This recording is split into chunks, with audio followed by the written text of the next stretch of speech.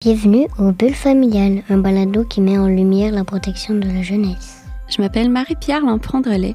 Je suis étudiante au baccalauréat en travail social à l'Université de Sherbrooke. Je suis une maman monoparentale exclusive et fièrement neuroatypique et queer. Ici, au Bulle familiale, je tends le micro à celles et ceux qui sont dans le système, qui l'ont traversé ou qui gravitent autour. Des personnes qui, chacun à leur façon, contribuent à faire une différence. Ce balado, c'est mon parcours d'apprentissage que je vous partage pour comprendre, pour m'inspirer, pour voir ce qui est possible afin de devenir une meilleure travailleuse sociale. Puis peut-être même vous donner envie, vous aussi, de contribuer. Ensemble, on va tisser du lien, une conversation à la fois. Une bonne écoute!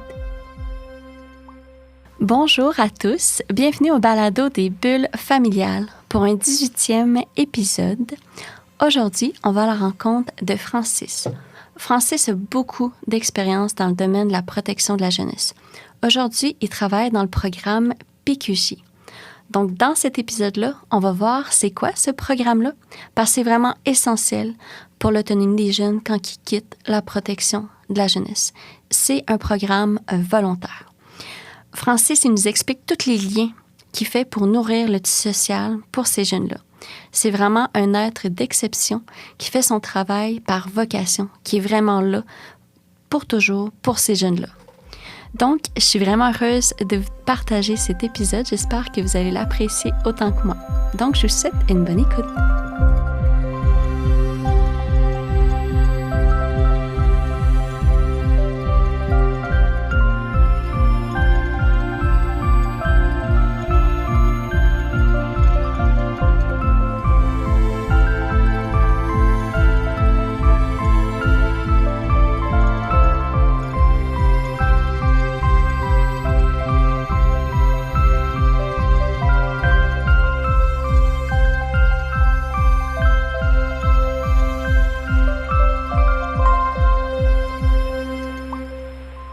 Bon matin, Francis. Bon matin. Bienvenue au balado des Bulles familiales. Bonjour, merci. C'est un privilège de te recevoir à mon micro. C'est la première fois que tu fais une entrevue comme ça dans un balado. Oui, une première pour moi. C'est stressant, hein? Tous les écouteurs, les micros, les écrans. Oui. Ça va bien se passer, inquiète-toi pas. Moi, c'est vraiment un privilège que tu sois là. Dans le fond, on s'est rencontrés à Air Ouverte, à Sherbrooke. J'ai pitché mon projet d'OBNL. Vous étiez tous les agents PQJ alentour de la table. Puis c'était mon premier... c'était le projet pilote, là. C'était les mini-maisons avec location option d'achat. Là. Mon projet a un peu changé. Mais oui. C'est là que je t'ai rencontré. Puis j'avais demandé justement à la gang s'il y a quelqu'un qui voudrait m'aider, si j'ai des questions. Puis toi, tout de suite, t'as levé la main. T'as fait « Ah ouais, je peux t'aider. Je peux... Fait que c'est vraiment le fun. C'est le même qu'on a appris à se connaître. Ouais, je trouvais que c'est un projet qui faisait du sens là, dans notre rôle comme intervenant PQJ. C'est vraiment c'est une partie intégrante là, des objectifs qu'on vise avec nos jeunes, là, qui est la mise en appartement. C'est un aboutissement. Mm-hmm. Il y en a plein d'autres. On va en parler. C'est ça. Fait que merci vraiment, c'est un privilège. Fait qu'avant qu'on rentre dans le sujet là, de ton rôle PQJ, parle-moi donc un peu de toi, de ton parcours. C'est quoi là, les études que tu as faites, puis les expériences de travail un peu que tu as? Oui, en fait, j'ai étudié en éducation spécialisée. J'ai commencé à travailler dans les centres jeunesse en hébergement. J'avais autour de 21 ans. Entre 20 et 21 ans, là, j'étais à cheval entre les deux. Là. Ah ouais, comme ta première petite job, c'était ça? Hein? C'était pas ma première job. J'ai commencé à travailler très tôt dans ma vie. Ah là, ouais, mais, oui. Mais déjà là, je pense que j'avais une certaine maturité aussi. Quand on a un garçon aussi et qu'on commence à travailler en centre jeunesse, en toute honnêteté, je trouve que c'est beaucoup plus facile. Ah oui, t'étais déjà papa quand t'as commencé? Non, j'étais pas papa, mais j'étais un garçon. OK, quand t'es un garçon, ouais, toi, parce que la réalité des comme... garçons comme homme, dans le fond, versus une femme en centre jeunesse, on ne se le cachera pas, il y a un côté qui est plus facile. Oui, tu vois la différence. Oui, on est dans des enjeux des fois différents aussi avec les jeunes. Tu sais, une jeune fille qui commence en centre jeunesse à 20 ans est pas loin de... je vais dire plus principalement avec la clientèle garçon en centre jeunesse. L'âge n'est pas très, très loin. Fait qu'il y a souvent des enjeux dans les dynamiques de séduction, ces choses-là qui sont... une difficulté supplémentaire pour les jeunes intervenantes. Du transfert, contre-transfert. C'est ça. Ce qu'on vit peut-être un peu moins comme intervenant, même, des fois même beaucoup moins comme intervenant garçon-homme, dans le fond, dans les centres jeunesse, quand on débute. OK. Fait que c'est un défi de moins. C'est ça, c'est un défi de moins, mais par contre, les enjeux sont quand même difficiles parce qu'on a des jeunes, des fois, dans certaines unités qui sont très proches de notre âge pareil. Donc, il faut avoir des frontières claires avec eux autres. Oui. Vraiment, ça, c'est un des aspects très, très, très importants. Fait que tu as travaillé combien de temps dans le centre jeunesse quand tu avais 21 ans? En fait, j'ai commencé à 21 ans, puis j'ai travaillé pendant tout près de 25 ans, dans le fond, dans les unités de réadaptation. Quand même. Ouais, plus principalement garçons. Okay. J'ai fait des milieux d'encadrement régulier ouverts. J'ai travaillé dans des milieux d'encadrement sécuritaire intensif, sécuritaire LSJPA, qui est le système judiciaire pour jeunes adolescents. Fait que j'ai touché un peu à tout. J'ai même fait de la réadaptation, un petit peu de la réadaptation externe pendant 1 an. Toujours dans le mandat LPJ, dans le fond, de la loi de la protection de la jeunesse. C'est ça, ton expertise, c'est la DPJ, là, dans le fond. C'est ça. Fait que j'ai touché à beaucoup de choses dans le domaine, dans le fond, là. Puis, c'est ça. Fait que ça m'a permis de voir vraiment les deux côtés de la médaille, je dirais. De travailler dans le système qui est très, très gros, qui est avec des règles qu'on ne peut pas passer à côté la plupart du temps. Dans un système qui est ordonné aussi, parce que la majorité des jeunes qui se retrouvent dans ce système-là, ben, c'est avec une ordonnance, souvent. C'est rare. À l'occasion des ententes, mais des fois qui finissent en ordonné de toute façon. Et là, on parle pas d'un jeune qui est nécessairement collaborant. On ne parle pas nécessairement de parents collaborants. C'est un juge qui a décidé que le jeune ou la jeune serait là. Donc, ça aussi, c'est un autre enjeu, dans le fond. Il faut arriver à créer un lien de confiance en hébergement avec des jeunes qui ne sont pas contents d'être là. Puis, il faut arriver à ce qu'ils nous fassent confiance quand même. Il faut arriver à développer une relation à travers des groupes de 12 jeunes, des fois plus, dépendamment de quand les groupes débordent. J'ai vu des groupes monter jusqu'à 14. Donc, c'est dans une réalité où des jeunes, on a 12 jeunes qui ont des fois des troubles de comportement importants. Ou des diagnostics qu'on ne sait pas non plus. C'est ça. Puis ensemble. Puis c'est un enjeu aussi qui a évolué au cours du temps, je dirais, là, au niveau des multiproblématiques. Moi, quand j'ai commencé à travailler, les groupes étaient souvent très, très séparés, on va dire ça comme ça. Un groupe où la dynamique de jeunes était plus dans une délinquance. On essayait de les regrouper plus ensemble, avec un groupe d'âge regroupé plus ensemble. Ouais. La santé mentale était aussi regroupée plus ensemble, avec la déficience intellectuelle, des fois, légère. Les troubles d'attachement.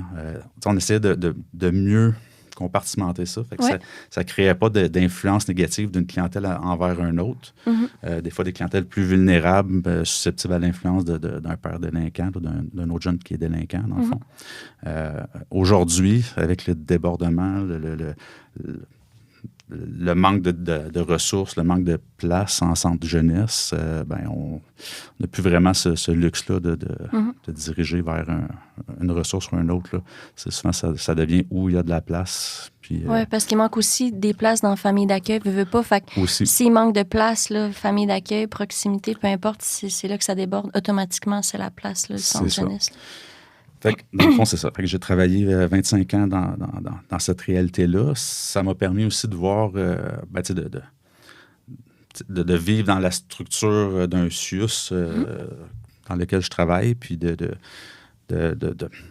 dirais, ce qu'on réalise beaucoup, c'est en sortant du système, dans le fond. Quand je suis arrivé, dans le fond, au programme qualification jeunesse, ça a été de me déprogrammer à certaines façons de penser des fois, parce que ce qui se passe en centre jeunesse, c'est pas la normalité dans la vie la plupart du temps.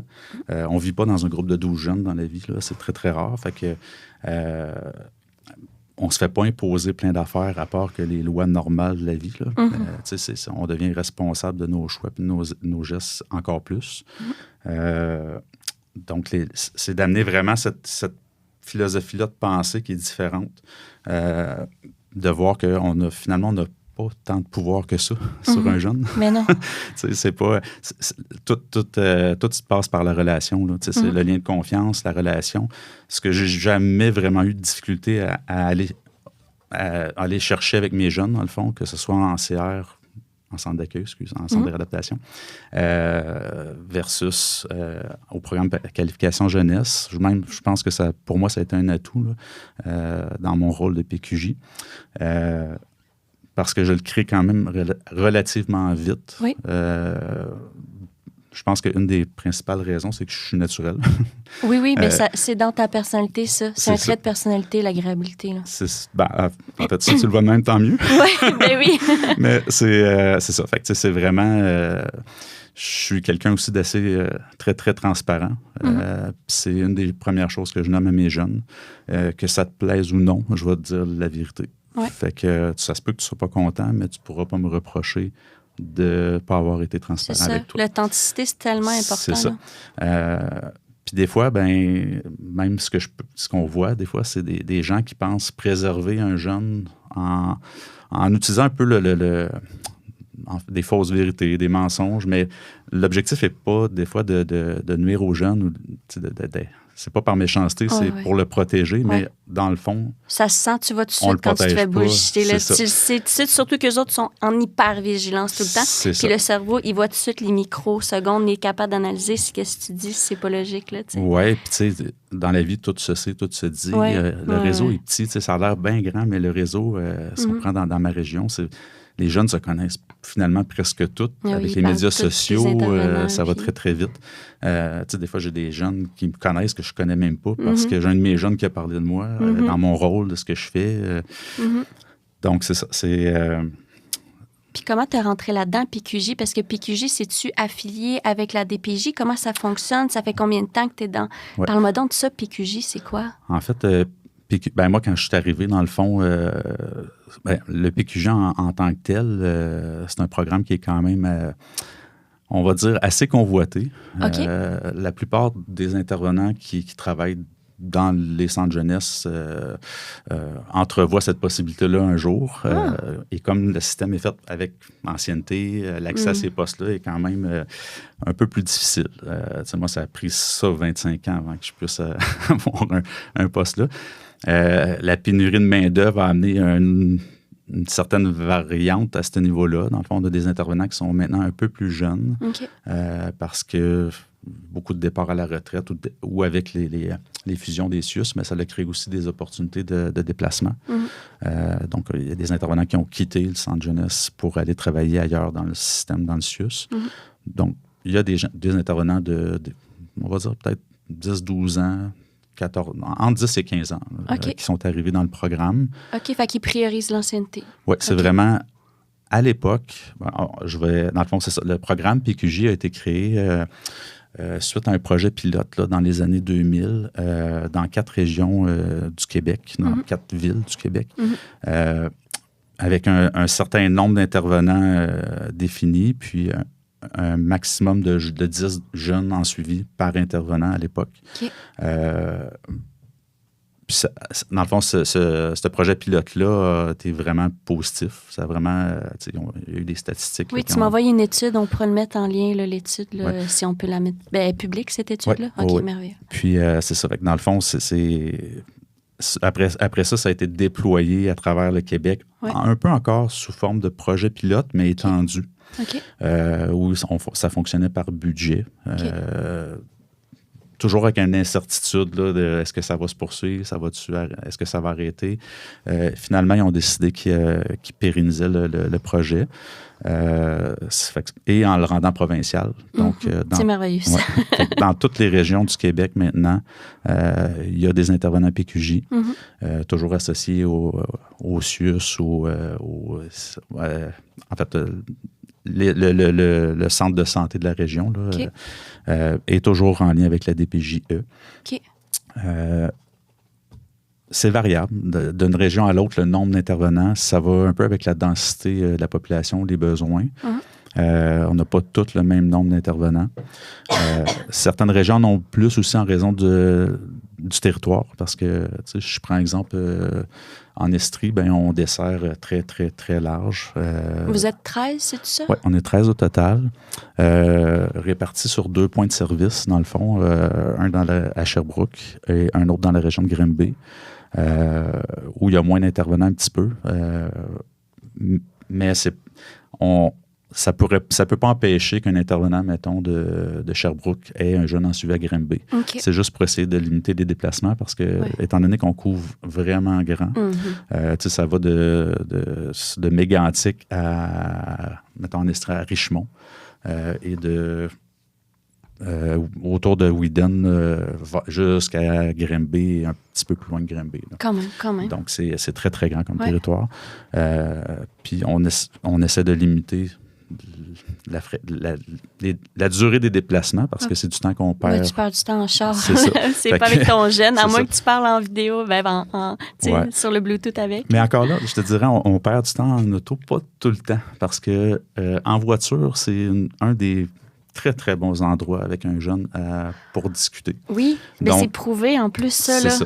Fait que c'est un endroit qui est pas qui est neutre, souvent on a des vides à combler pendant un déplacement. Fait que ça nous permet justement de discuter avec nos jeunes, puis des fois même de faire une rencontre sur la route. Puis, vraiment, parce que l'adulte qui est occupé à conduire, fait que toute l'attention n'est pas sur l'ado, puis lui, l'ado, il n'aime pas savoir toute l'attention. Fait que ça, c'est merveilleux en char. Là. Donc, puis on rentabilise quand même au maximum ce temps-là sur la route, que ce soit des fois des retours, on va le dire en Bluetooth, là, en main libre. Oui.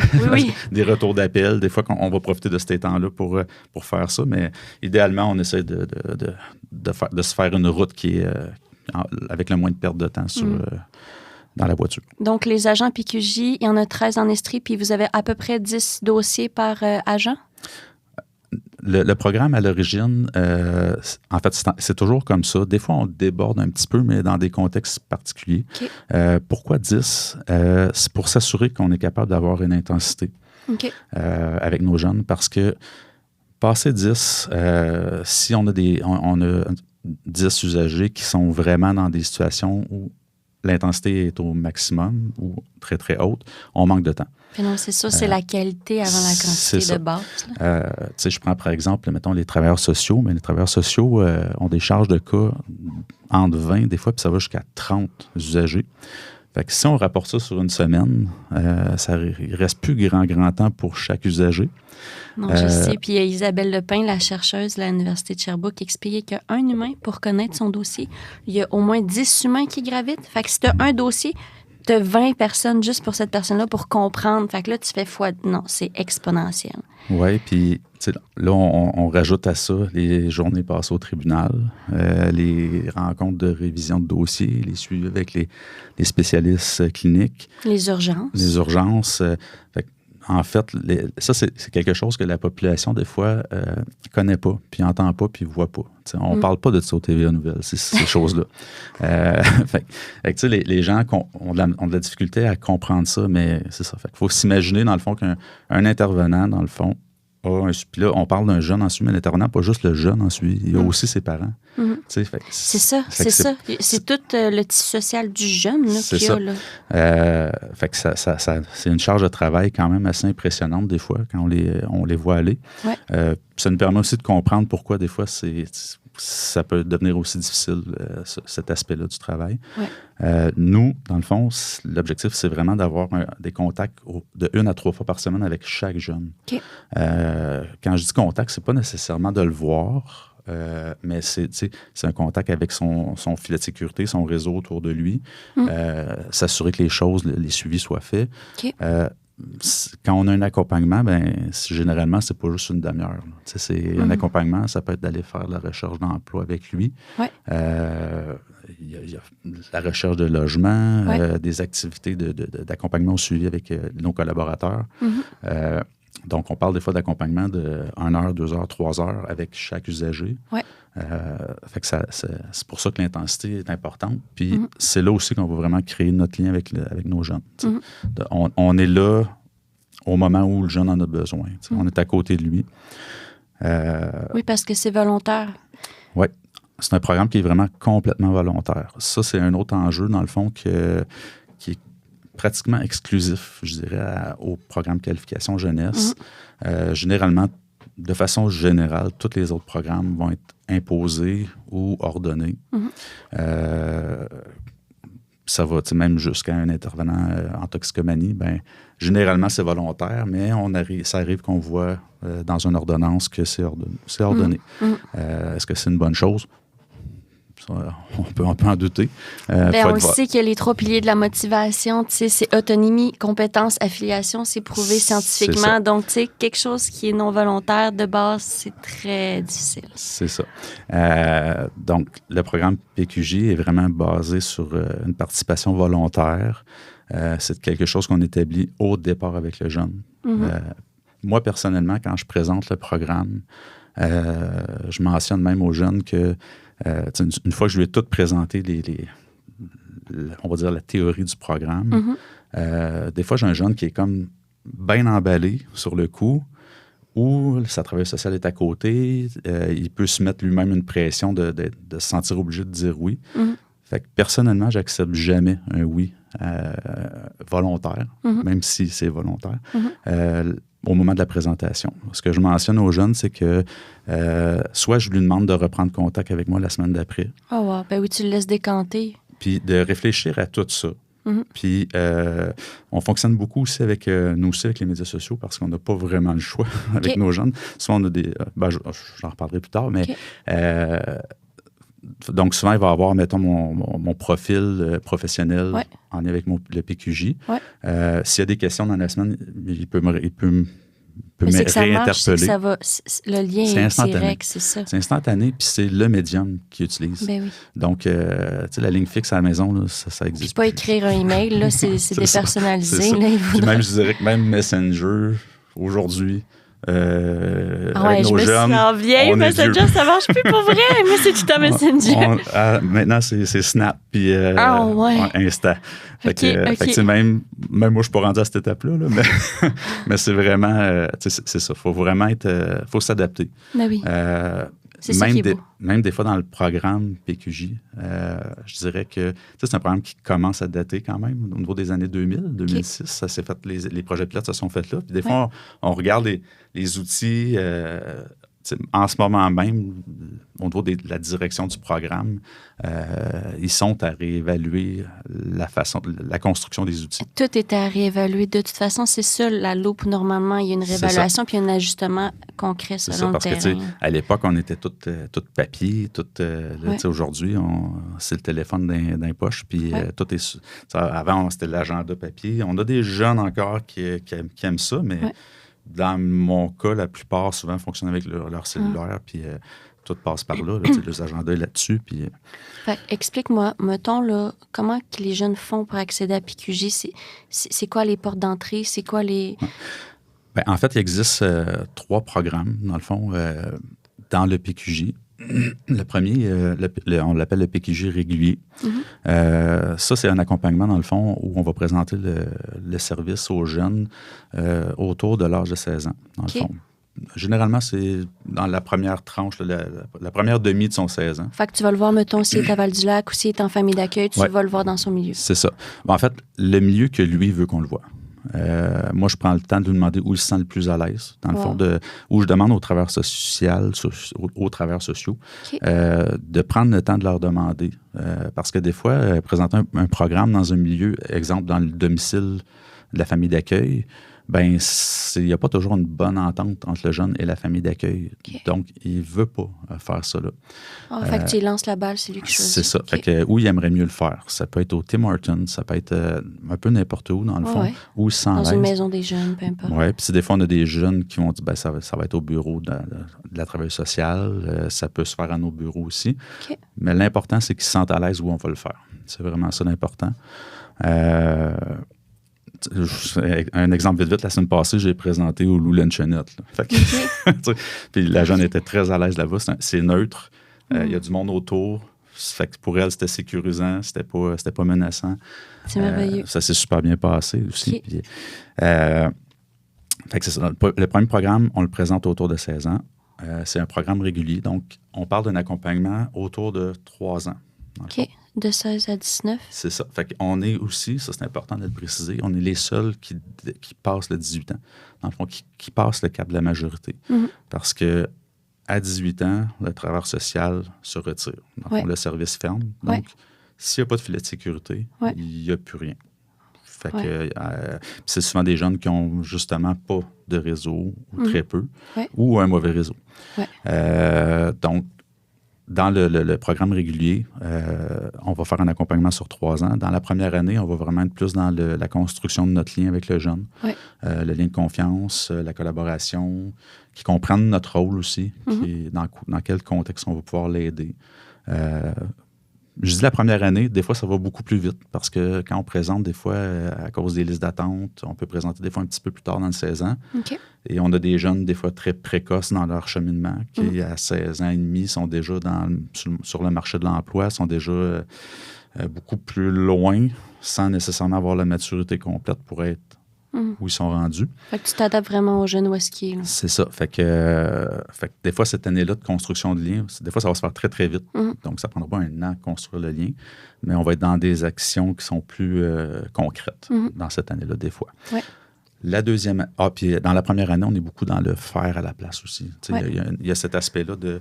On n'a pas l'attente, tant mieux si le jeune a plus d'autonomie, a plus de capacité, mais on n'est pas dans l'attente que le jeune fasse ses affaires tout seul. Tu prends plus par la main puis le faire avec lui. C'est ça. Fait que dans la deuxième année, là, on va être vraiment plus dans...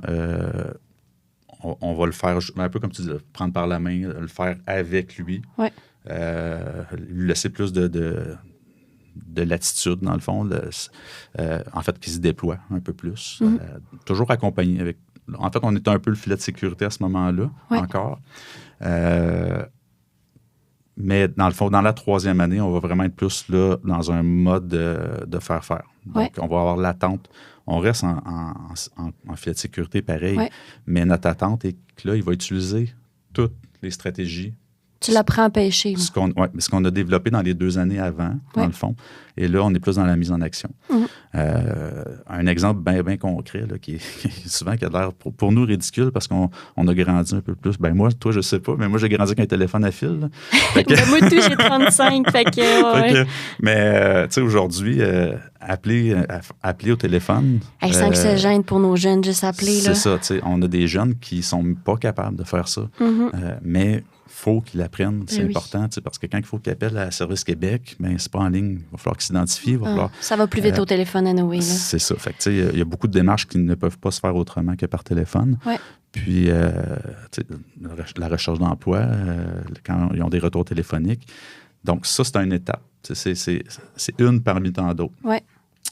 Fait que, dans le fond, dans cette troisième année-là, là, c'est vraiment le filet de sécurité est supposé être quand même pas mal en place. Les points de repère, les organismes, on a généralement pas mal attaché d'affaires rendus là. Puis on s'attend à ce que le jeune vraiment le fasse. Fait que si le jeune, mettons, nous appelle dans cette troisième année-là, nous, on doit avoir développé des réflexes aussi comme intervenant, parce que ça devient facile de faire à la place aussi. Puis quand je parlais au début, dans le fond, de la mentalité d'un intervenant en centre de réadaptation, ben, on est vraiment beaucoup dans une prise en charge.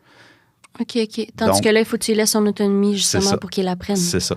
Donc, quand on arrive dans l'étape de la troisième année en PQJ, ben là, c'est là que quand il nous interpelle, il faut avoir le réflexe de le rediriger. De ne pas le faire à sa place, pas le faire avec le moins possible. Mais de tu donner toutes les pistes, là, mais qu'il avance lui-même avec son véhicule. Tu ne sais pas conduire son char. Puis généralement, quand on a été en mesure de faire notre travail, je dirais, le jeune, c'est de l'acquis. Puis c'est pas par nous qu'il va passer en premier. Souvent, il va nous informer qu'il a pris contact avec les différents collaborateurs, dans le fond. Hey, c'est bon. Ça doit tellement développer un sentiment de fierté de « Hey, regarde, je suis rendu là, Francis, je fais ça. » Tu sais, c'est le fun. Hein? Puis, tu sais, l'autonomie, on dit souvent les gens qui connaissent un peu le programme qualification jeunesse, souvent, c'est la première chose qu'ils nous disent, c'est tu vas m'aider à partir en appartement. Peut-être. Ça dépend, toi, qu'est-ce que tu veux? C'est ça. L'autonomie, c'est tellement large, puis on fonctionne beaucoup avec les capacités aussi de nos jeunes. Il n'y en a pas un qui est à la même place. Non. Il n'y en a pas un qui a les mêmes forces ou les mêmes difficultés. Mm-hmm. L'autonomie, c'est pas juste aller en appartement. Mm-hmm. Il y a des jeunes qui seront jamais en appartement. Il y a des jeunes qui vont peut-être l'être juste à 30 ans. Mm-hmm. Quand je prends des clientèles, des fois, des problématiques un peu plus sévères, dans le fond, des fois des déficiences intellectuelles légères. On a beaucoup, je dirais, au niveau du trouble du spectre de l'autisme, on a de plus en plus. Pourquoi souvent? Ils sont plus diagnostiqués, je pense aussi. Oui, à cette heure, oui. C'est ça. On les voit plus tôt. Et des fois, on a des jeunes qui n'ont pas de diagnostic, mais après une demi-heure avec eux, on se doute bien qu'il y en aurait un qui aurait dû être posé. Oui.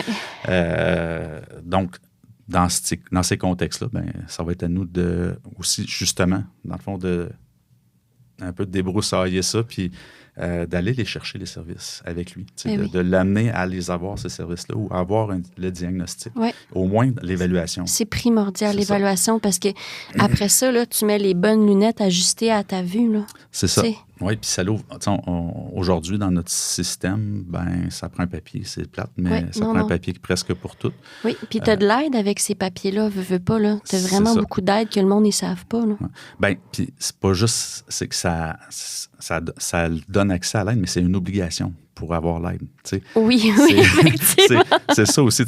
L'aide est volontaire, mais volontaire et conditionnelle au papier. Donc, pourquoi? C'est probablement en lien avec l'attribution de budget aussi. Ils n'ont pas le choix. Il faut qu'à un moment donné, faut qu'ils fassent un tri. OK, fait que dans le fond, c'est la TS, justement, 16-19. Ça, c'est le premier programme volontaire. Oui. Après ça, on a un autre programme. En fait, c'est le même programme, mais c'est une autre ouverture différente. Avec un autre volet. C'est ça. Okay. On appelle le 17+, dans le fond. Fait que le 17+, c'est nos jeunes, des fois, qui sont pas prêts à 16 ans ou pas disponibles à 16 ans, qui des fois en réaction encore contre le placement ou dans leurs enjeux, des fois, de problématiques de consommation. Il y a plein de facteurs possibles, de raisons possibles. Mais c'est des jeunes qui, finalement, à 17 ans et demi, font comme, finalement, j'en voudrais du service. Oui, parce que le 18 arrive, là. C'est ça. L'anxiété monte à avec 18 ans. Des fois, prennent conscience que, la marche est haute. J'aurais dû. Fait que oui, c'est encore possible. C'est merveilleux. On va juste avoir une approche qui est différente avec eux. C'est qu'on, la création du lien, si on est chanceux, elle va se faire pareil, elle va se faire vite. Mais souvent, on a un jeune qui est plus disponible aussi.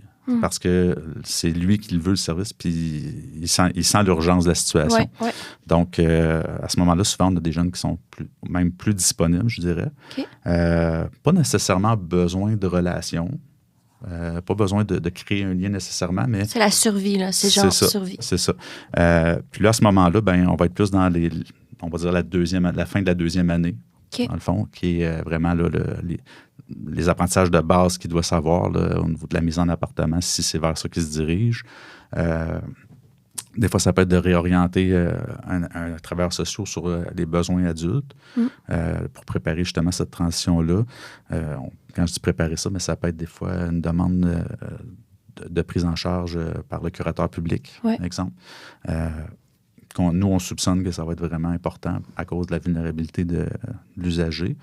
À ce moment-là, on va servir un peu de guide, encore là, autant pour le jeune que pour l'intervenant social des fois ou pour la famille d'accueil. C'est merveilleux. C'est un travail d'équipe, là. C'est ça. L'objectif est toujours d'être à côté du jeune, finalement. C'est vraiment où le jeune est rendu à son rythme. Un autre facteur, je dirais, qui est, pour revenir dans le fond sur la mentalité des intervenants, quand on est intervenant en centre de réadaptation, on guide beaucoup. C'est souvent nous qui dictons le rythme. OK. Donc, ce qui est différent avec le programme qualification jeunesse, c'est pas nous qui dictons le rythme, c'est le jeune. Tu t'adaptes à son pacing à lui. On va essayer des fois on va dire un peu de pousser un peu en sachant que le jeune est capable de le prendre. Oui, c'est ça, mais pas à 50 %, tu l'amènes un petit 5-10 % C'est ça. Essayer de ne pas faire du surplace. On pourrait dire ça comme ça. Là. Ça tue. Anyway, de base, là, l'humain n'est pas fait pour ça. On a des jeunes qui vont faire, on va dire, comparaison un peu, c'est qu'ils vont être sur le neutre. Ouais. On a qui vont être en première vitesse, deuxième vitesse. Il y en a qui sont en sixième vitesse, rapidement. Ouais. Même des fois, on va faire comme « wow ». Non, c'est ça. Ton corps, il ne faut pas qu'il lâche. Là. Écoute-les. Mais en même temps, c'est un pouvoir d'influence. C'est pas, je ne peux pas décider de ce que Jeanne va choisir. C'est juste d'y faire le reflet de « OK, si tu vas trop vite, on risque d'oublier des choses. » Toi, tu veux sa sécurité de base. Là. Puis, tu sais, aller trop vite, puis finalement, après ça, être sur le reculon, c'est pas mieux. Donc, on essaie d'avoir de quoi de juste dans tout ça. Là, puis il apprend aussi, là, il apprend lui en même temps justement de c'est quoi son rythme, c'est quoi ses libertés, c'est quoi son pacing, c'est comment prendre soin de lui. Oui. Puis, fait que c'est pas mal ça, dans le fond, pour le 17+. Après ça, on a un autre volet qui est le pont, dans le fond, le pont 18-25. C'est mon préféré pour le BNL. Là. C'est pour ça que vous êtes primordial. Le pont 18-25, en fait, ça fait pas longtemps qu'il est là. Ça fait à peu près 2 ans de mémoire. Ah, quand même, c'est récent. Oui. Puis, il n'était pas dans toutes les régions au départ. Ça a été fait un peu comme projet pilote au départ. OK. De notre côté, on était dans les premiers à l'avoir. Ah, ouais. Donc, c'est un peu comme... on a un peu... on va dire, on a travaillé ce volet-là. Penses-tu que c'est en lien avec la commission Laurent? Oui. C'est ça? Oui. Ouais? Il y a beaucoup de choses qui ont découlé de cette commission-là. C'est merveilleux parce que c'est prouvé que le cerveau devient mature à 25 ans, puis la plupart des jeunes, même qui ne sont pas en DPJ, ils deviennent autonomes à 25 ans. Là, ouais. Puis le pont 18-25, c'est un programme, dans le fond, qui est accessible à tous les jeunes qui ont passé par les services sociaux. Dans le fond, de la protection de la jeunesse. Okay. Donc, c'est pas un programme qui est exclusif, dans le fond, aux jeunes qui ont eu un suivi avec un intervenant du programme Qualification Jeunesse. Okay. C'est hot, ça. Oui. Le but, c'est d'aller chercher vraiment le plus large possible.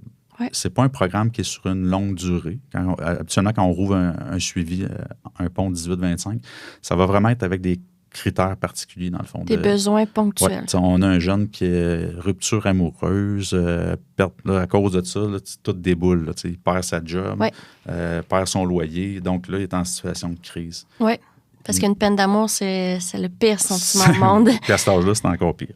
Oui, surtout si c'est ta première, là, tu veux mourir. Fait que, dans le fond, c'est à ce moment-là, on va s'asseoir. Puis le jeune, via une adresse courriel ou les médias sociaux peut nous interpeller, dans le fond.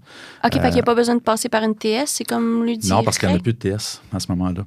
OK, fait que c'est lui direct. Fait qu'il faut qu'il sache que vous existez, il faut qu'il sache comment vous rejoindre. Ou, en fait, notre rôle aussi, c'est un peu de faire rayonner, dans le fond, ces programmes-là à travers nos collaborateurs, parce que souvent, ce jeune-là, il va finir dans une des ressources communautaires. Donc, la ressource communautaire peut aussi le référer vers nous. Fait que c'est quand on parle vraiment de chaîne de communication, là, c'est vraiment important. Pas travailler en silo. C'est ça. Puis à ce moment-là, on va s'asseoir avec l'usager, puis on va vraiment faire la priorité des besoins, de ses besoins. C'est quoi ses attentes? Comment on peut l'aider? Pas dans un souci de prise en charge. Il faut toujours faire attention à ça. Ouais. C'est vraiment pas une prise en charge de l'individu, c'est vraiment de l'accompagnement. Ouais, lui, il conduit son char, toi, tu as ta carte, tu fais comme, tu peux passer par là, par là, par là, par là. C'est ça. Puis, faut que c'est en volontariat. Fait qu'il faut que l'usager soit volontaire. Généralement, quand ils nous appellent, rendu après la majorité, mais c'est parce qu'ils sont volontaires, parce qu'ils n'ont aucune obligation. Mm-hmm. Puis, fait que c'est ça. On va vraiment, à ce moment-là, cibler sur une période définie, quitte à réévaluer aux besoins, puis prolonger l'offre de service. Mais on va vraiment mettre les critères très clairs des attentes pour ne pas tomber justement dans une prise en charge qui dure, mais que finalement, on ne travaille pas grand-chose. Puis, as-tu une grosse liste d'attente, justement, mettons, là, qui t'appelle demain? Ça prend combien de temps avant qu'il puisse avoir un check-up avec vous? Bien, le pont, c'est quand même assez rapide parce que... Ah, wow. Parce que, mettons, tu vas au CLSC pour une problématique, la liste d'attente, c'est minimum 3 mois. C'est ça, puis on est conscient de ça. Puis à PQJ, des listes d'attente qu'il y a partout dans le système. Oui. Puis c'est juste 10 rencontres, des fois aussi, des fois la petite. Puis tu sais, la réalité de nos charges de travail, souvent avec 10 suivis, dans le fond, la majorité du temps, on n'a pas 10 suivis actifs avec intensité. Ouais. On va en avoir de tous les âges. On a à 16 ans, on a à 19, donc on a qui ne sont pas à la même place. Fait que ça nous permet de glisser dans nos charges de travail des suivis comme le pont, où on va justement, de façon ponctuelle, vraiment aller offrir le service. C'est merveilleux. Fait que ça, c'est vos 3 programmes volontaires. Le premier, puis le deuxième, c'est vraiment le lien avec l'ATS. Le troisième, c'est eux qu'il faut qu'ils vous trouvent. Ouais. C'est merveilleux, ça. C'est parfait. Puis avant, c'était pas comme ça. Hein? Tu sais, avant, dans l'historique PQJ, justement, c'est ça qui est beau. Parce qu'il y en a beaucoup, tu sais, je leur parlais de PQJ, puis ils disaient « Ah, c'est dur de rentrer là, master. » C'est comme non. Non. Tu as le droit. C'est volontaire. Ouais. Bien, toujours en considérant que la personne a eu des services par la protection de la jeunesse. Oui, ça, il ne faut jamais oublier ça. C'est pas monsieur, madame, tout le monde qui n'a pas de lien avec la protection. Là. C'est ça. Le service, le programme PQJ est vraiment centré sur cette clientèle-là, dans le fond. Mais le programme de base régulier de 3 ans est sur nos jeunes qui ont vraiment plus un placement à majorité. Oui. Et on commence vraiment dans le 16 ans, idéalement. La suite, dans le fond, si on a un jeune qui n'était pas volontaire ou que des fois, les attentes étaient pleines, on n'a pas pu offrir, mais on va quand même essayer de le rattraper dans le 17+. Oui. Pour au moins donner une chance à ce niveau-là. Mais ça, ces 2 volets-là sont vraiment pour des jeunes qui ont un hébergement, dans le fond. L'hébergement peut être variable, dans le fond, parce que notre clientèle provient généralement de 2 milieux plus spécifiques, qui est le centre de réadaptation, dans le fond, le centre jeunesse, en hébergement. Et l'autre endroit, souvent, c'est les familles d'accueil. Dans le fond, les familles d'accueil. Puis ça, c'est de quoi qui m'a frappé quand je suis arrivé à PQJ, parce qu'après 25 ans en centre de réadaptation, on sait qu'il y en a des familles d'accueil, on connaît un peu notre boîte, là, mais j'aurais jamais pensé qu'il y en avait autant. Puis il en manque encore. Oui, il en manque encore. C'est vraiment... Juste à Magog, il y en a 43, 72 places, tu sais, puis c'est passé. C'est ça. Fait que, c'est vraiment... c'est un volet... On a beaucoup de jeunes qui nous proviennent des familles d'accueil. Puis souvent, c'est un peu plus isolé aussi, les familles d'accueil. On les voit moins. Les gens, on ne les connaît pas. Ils ne sont pas identifiés souvent. Oui, c'est vrai. Fait que, donc, c'est facile des fois d'en échapper, on va dire ça comme ça, de gens qui auraient pu bénéficier dans des familles d'accueil du suivi, mais que personne n'a comme cliqué qu'on pouvait lui offrir. Là. Fait que ça, c'est vraiment de quoi sur lequel on met plus d'accent aussi. Fait que ce serait le regroupement des familles d'accueil parce qu'ils ont un syndicat, eux, il faudrait qu'ils descendent l'information. Oui, ben, tu sais, les familles d'accueil qui ont déjà connu un intervenant PQJ, ben, nous, souvent, on va avec le milieu d'accueil. Là, ils nous connaissent plus. On va des fois leur donner cette information-là. Si jamais vous avez un jeune qui est proche du 16 ans, commencez déjà à en parler avec l'intervenant qualité, avec la travailleuse sociale. Ça les aide, eux, ça leur décharge les responsabilités aussi de le rendre autonome. Oui, puis c'est un programme, en fait, c'est pas l'intervenant social, c'est pas la famille d'accueil qui décide si le jeune va avoir droit au service ou pas. C'est lui? Oui, c'est le jeune. Donc, c'est un peu, notre, on va dire, notre cheval de bataille d'informer. Les jeunes devraient tous savoir qu'ils ont accès à ça. Puis après ça, ben, si ça les intéresse, en fait, là, on peut présenter. Mais de ne pas prendre pour acquis que le jeune va dire non ou quoi que ce soit. C'est ça qui est beau. C'est pas obligatoire. C'est ça. Fait que, puis juste cet aspect-là de pas obligatoire, c'est quelque chose que souvent, rendu dans cet âge-là, le fait que souvent c'est ordonné, ils ont un hébergement ordonné, que ce soit en famille d'accueil, que ce soit en centre de réadaptation, mais ils n'ont pas eu le choix. Et ça. Là, nous, on leur donne... On dirait qu'ils ne croient pas, hein? Ouais, là, j'ai le choix. Non, tu me niaises. C'est ça. Fait que, et ça l'amène des enjeux aussi, des fois qui ne sont pas toujours simples. On doit, parce que justement, nous, on est dans une dynamique de volontariat avec le jeune.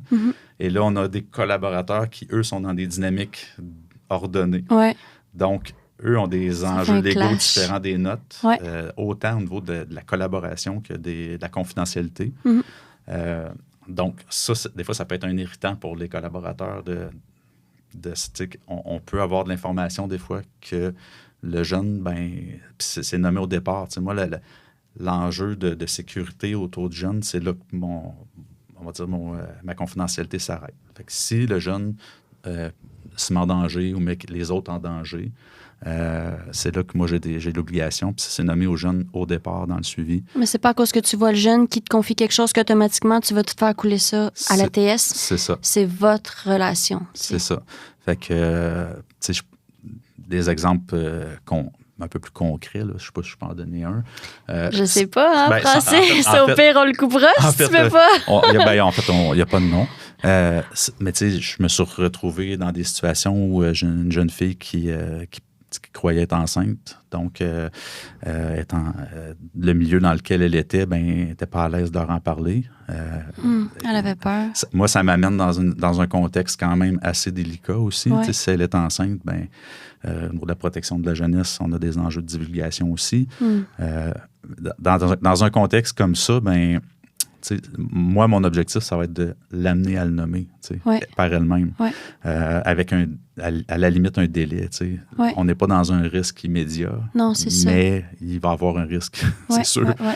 Donc, mais c'est beau, puis elle va se sentir encore plus en confiance, justement. C'est ça. Fait que, là, c'est l'accompagnement. C'est parce que moi, je veux m'assurer aussi qu'elle est accompagnée dans cette démarche-là, qu'elle ne fasse pas comme si ça n'existait pas. Non, donc, c'est ça. C'est ça, parce que c'est quelque chose. Là. Tu peux pas faire comme si rien n'était une fois que ça pousse. Là, c'est ça. Donc, ça, c'est un exemple, dans le fond. Finalement, cette situation-là, c'est bien réglé. Mais j'ai une autre situation où j'ai un jeune avec des enjeux médicaux particuliers là, que je nommerai pas, mais que... on avait une rencontre à un certain moment, puis j'appelle pour confirmer la rencontre. C'était à son appartement, puis il me dit « Ah, Francis, ça me tente pas aujourd'hui. » Mais tu sais, je le sens qu'il n'est pas en forme, qu'il y a quelque chose. Puis fait que là, je leur texte après, je dis « T'es sûr? » Ça n'a pas pris 5 minutes, puis il me rappelait, puis tu vois, Francis, je pense qu'il faudrait que tu viennes à l'appartement. Fait que, il dit « Ça va pas pantoute. » Fait que, OK, parfait, je me mets en route. Fait que quand j'arrive là, sa situation médicale a eu le temps déjà de se compliquer. Là, regarde, on reste pas ici. Là. C'est sûr. Fait que là, une chance que tu étais là puis qu'il t'a demandé de l'aide. Puis toi, tu as vu qu'il y avait de quoi. Oui, puis c'est l'ambulance. C'est ça peut se dégrader tellement vite. Là. Finalement, ça a été une hospitalisation puis, pour une certaine durée. Mais là, à partir de ce moment-là, même le jeune me le nomme. Ah non, je veux pas que tu avises. Non, on n'est plus là. On est ailleurs. Il y a des enjeux de sécurité. On n'est plus là-dedans. Fait que j'ai pas le choix. Mais encore là, je suis transparent. Ouais. Je dirais pas que je le dirais pas. C'est ça, il va le savoir. Puis le faire à côté. Donc, je vais être transparent. Puis s'il est fâché, il sera fâché pendant une semaine. Mais après ça, au moins... Il est en vie. Oui, puis... Pour la suite, il va être fâché une semaine, mais après ça, il va comprendre que c'est ce qu'il fallait faire. C'est ça, tu le considérais. C'est ça. Fait que c'est pas... et j'ai été transparent, puis j'ai pas menti. Fait que, parce que le mensonge, ils l'ont souvent entendu trop souvent dans leur vie. Fait que c'est ça. Fait que c'est des situations un peu plus... des fois particulières là, auxquelles on peut se retrouver, être exposé. C'est un privilège, justement, d'avoir ce lien, cette relation-là de confiance. Puis c'est ça la base, justement, du travail avec des humains. Oui. Puis, juste nos horaires de travail, on a des horaires atypiques un peu. Mais, sur papier, c'est du 8h30 à 4, 8h30, 4h30. Mais dans la vraie vie, notre téléphone, souvent, ne se ferme pas tout seul. Si on n'a pas fermé notre téléphone, souvent, c'est parce qu'on a certaines... on va dire, inquiétude ou par rapport à un usage en particulier. Puis on va regarder des fois nos messageries. Puis là, je dirais que pour comparer, mettons, avec mon expérience, mon vécu en centre de réadaptation, où quand tu quittes ton travail, il y a 2 autres intervenants sur le plancher qui ont pris ta place. Donc, tu pars l'esprit tranquille. Tu sais qu'il y a quelqu'un là pour gérer, pour se prendre en charge. Dans notre vécu à nous, on est ailleurs. Le jeune peut être tout seul dans son appartement. On sait qu'il est fragile. On sait qu'il peut avoir des propos, des verbalisations suicidaires dans la dernière semaine. Fait que c'est là que l'importance du filet de sécurité. Oui. Vraiment. De s'assurer que les choses sont quand même attachées, même si on n'est pas là. C'est ça. Que le jeune sache à qui référer. C'est quoi les numéros de téléphone, c'est quoi les organismes dans la région qui vont pouvoir, justement, si moi je ne suis pas là, dans le fond, lui rendre des services, lui donner, s'occuper de lui, en fait. Là. Puis tu veux-tu m'en parler de tout ça, de tous les liens que vous avez faits, en tout cas en Estrie? Nous, on est en Estrie, de tous les liens, des partenaires essentiels que vous avez. Ouais. Ben, en fait, il y en a énormément. Tant mieux. Énormément, mais qui n'ont pas la vie facile au niveau des organismes communautaires parce qu'ils fonctionnent souvent par budget, par sociofinancement, contrairement à nous, ils n'ont pas la pérennité du budget. Là. Ouais. Donc, c'est pas toujours facile pour ça. Fait que c'est important. Moi, je pense que c'est important de le préciser. Tu sais, quand il y a une chance de contribuer à ce niveau-là, des collègues de fonds, essayez cette petite pensée-là derrière la tête. Là, c'est important, puis ça fait des fois une grosse différence. En fait, on a... Puis aussi, dans le fond, dans chaque région, même si ce n'est pas le même nom d'organisme, il y a souvent un organisme semblable avec un autre nom. Comme le Carrefour Jeunesse Emploi, ça, il y en a pas mal partout. Oui. En fait, le Carrefour Jeunesse Emploi, c'est un organisme qui a été quand même pérennisé par le gouvernement. Okay. Ils ont des subventions gouvernementales pour fonctionner. Donc, pour eux, c'est peut-être un peu plus facile. Ça leur... En fait, c'est pas plus facile. Ça leur donne la possibilité de construire plus puis d'avoir des services, dans le fond, qui sont plus stables. Oui, plus pérennes. Oui. Fait que, dans le fond, en Estrie, en fait, on a des organismes communautaires comme la Chaudronnée, Estrie-Aide, qui sont des organismes, on va dire, communautaires, autant pour la nourriture, des fois, que pour des biens. Oui. Qui nous connaissent, puis qui nous connaissent aussi, mais dans un contexte, des fois, pas juste... on est vraiment en prévention. Donc, tu sais, moi, exemple, avec la Chaudronnée, j'ai à plusieurs reprises amené des jeunes qui, je savais, qui seraient probablement des usagers dans un futur assez rapproché, où je suis allé faire du bénévolat avec eux autres là-bas. Fait que, tu sais, des années qui connaissent l'équipe là-bas, qui connaissent les c'est sécurisant après ça, quand tu es en situation d'urgence, d'aller vers ces liens-là qui sont déjà faits. C'est ça. Ou des fois, même des jeunes qui envisageaient des carrières en relation d'aide.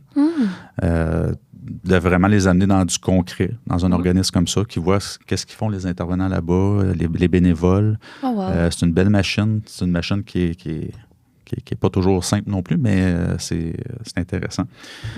Estrie-Aide, la même chose. Estrie-Aide, ben, j'ai des jeunes qui ont fait des stages. Ils ont un bel atelier. J'en ai un d'ailleurs là, qui commence bientôt.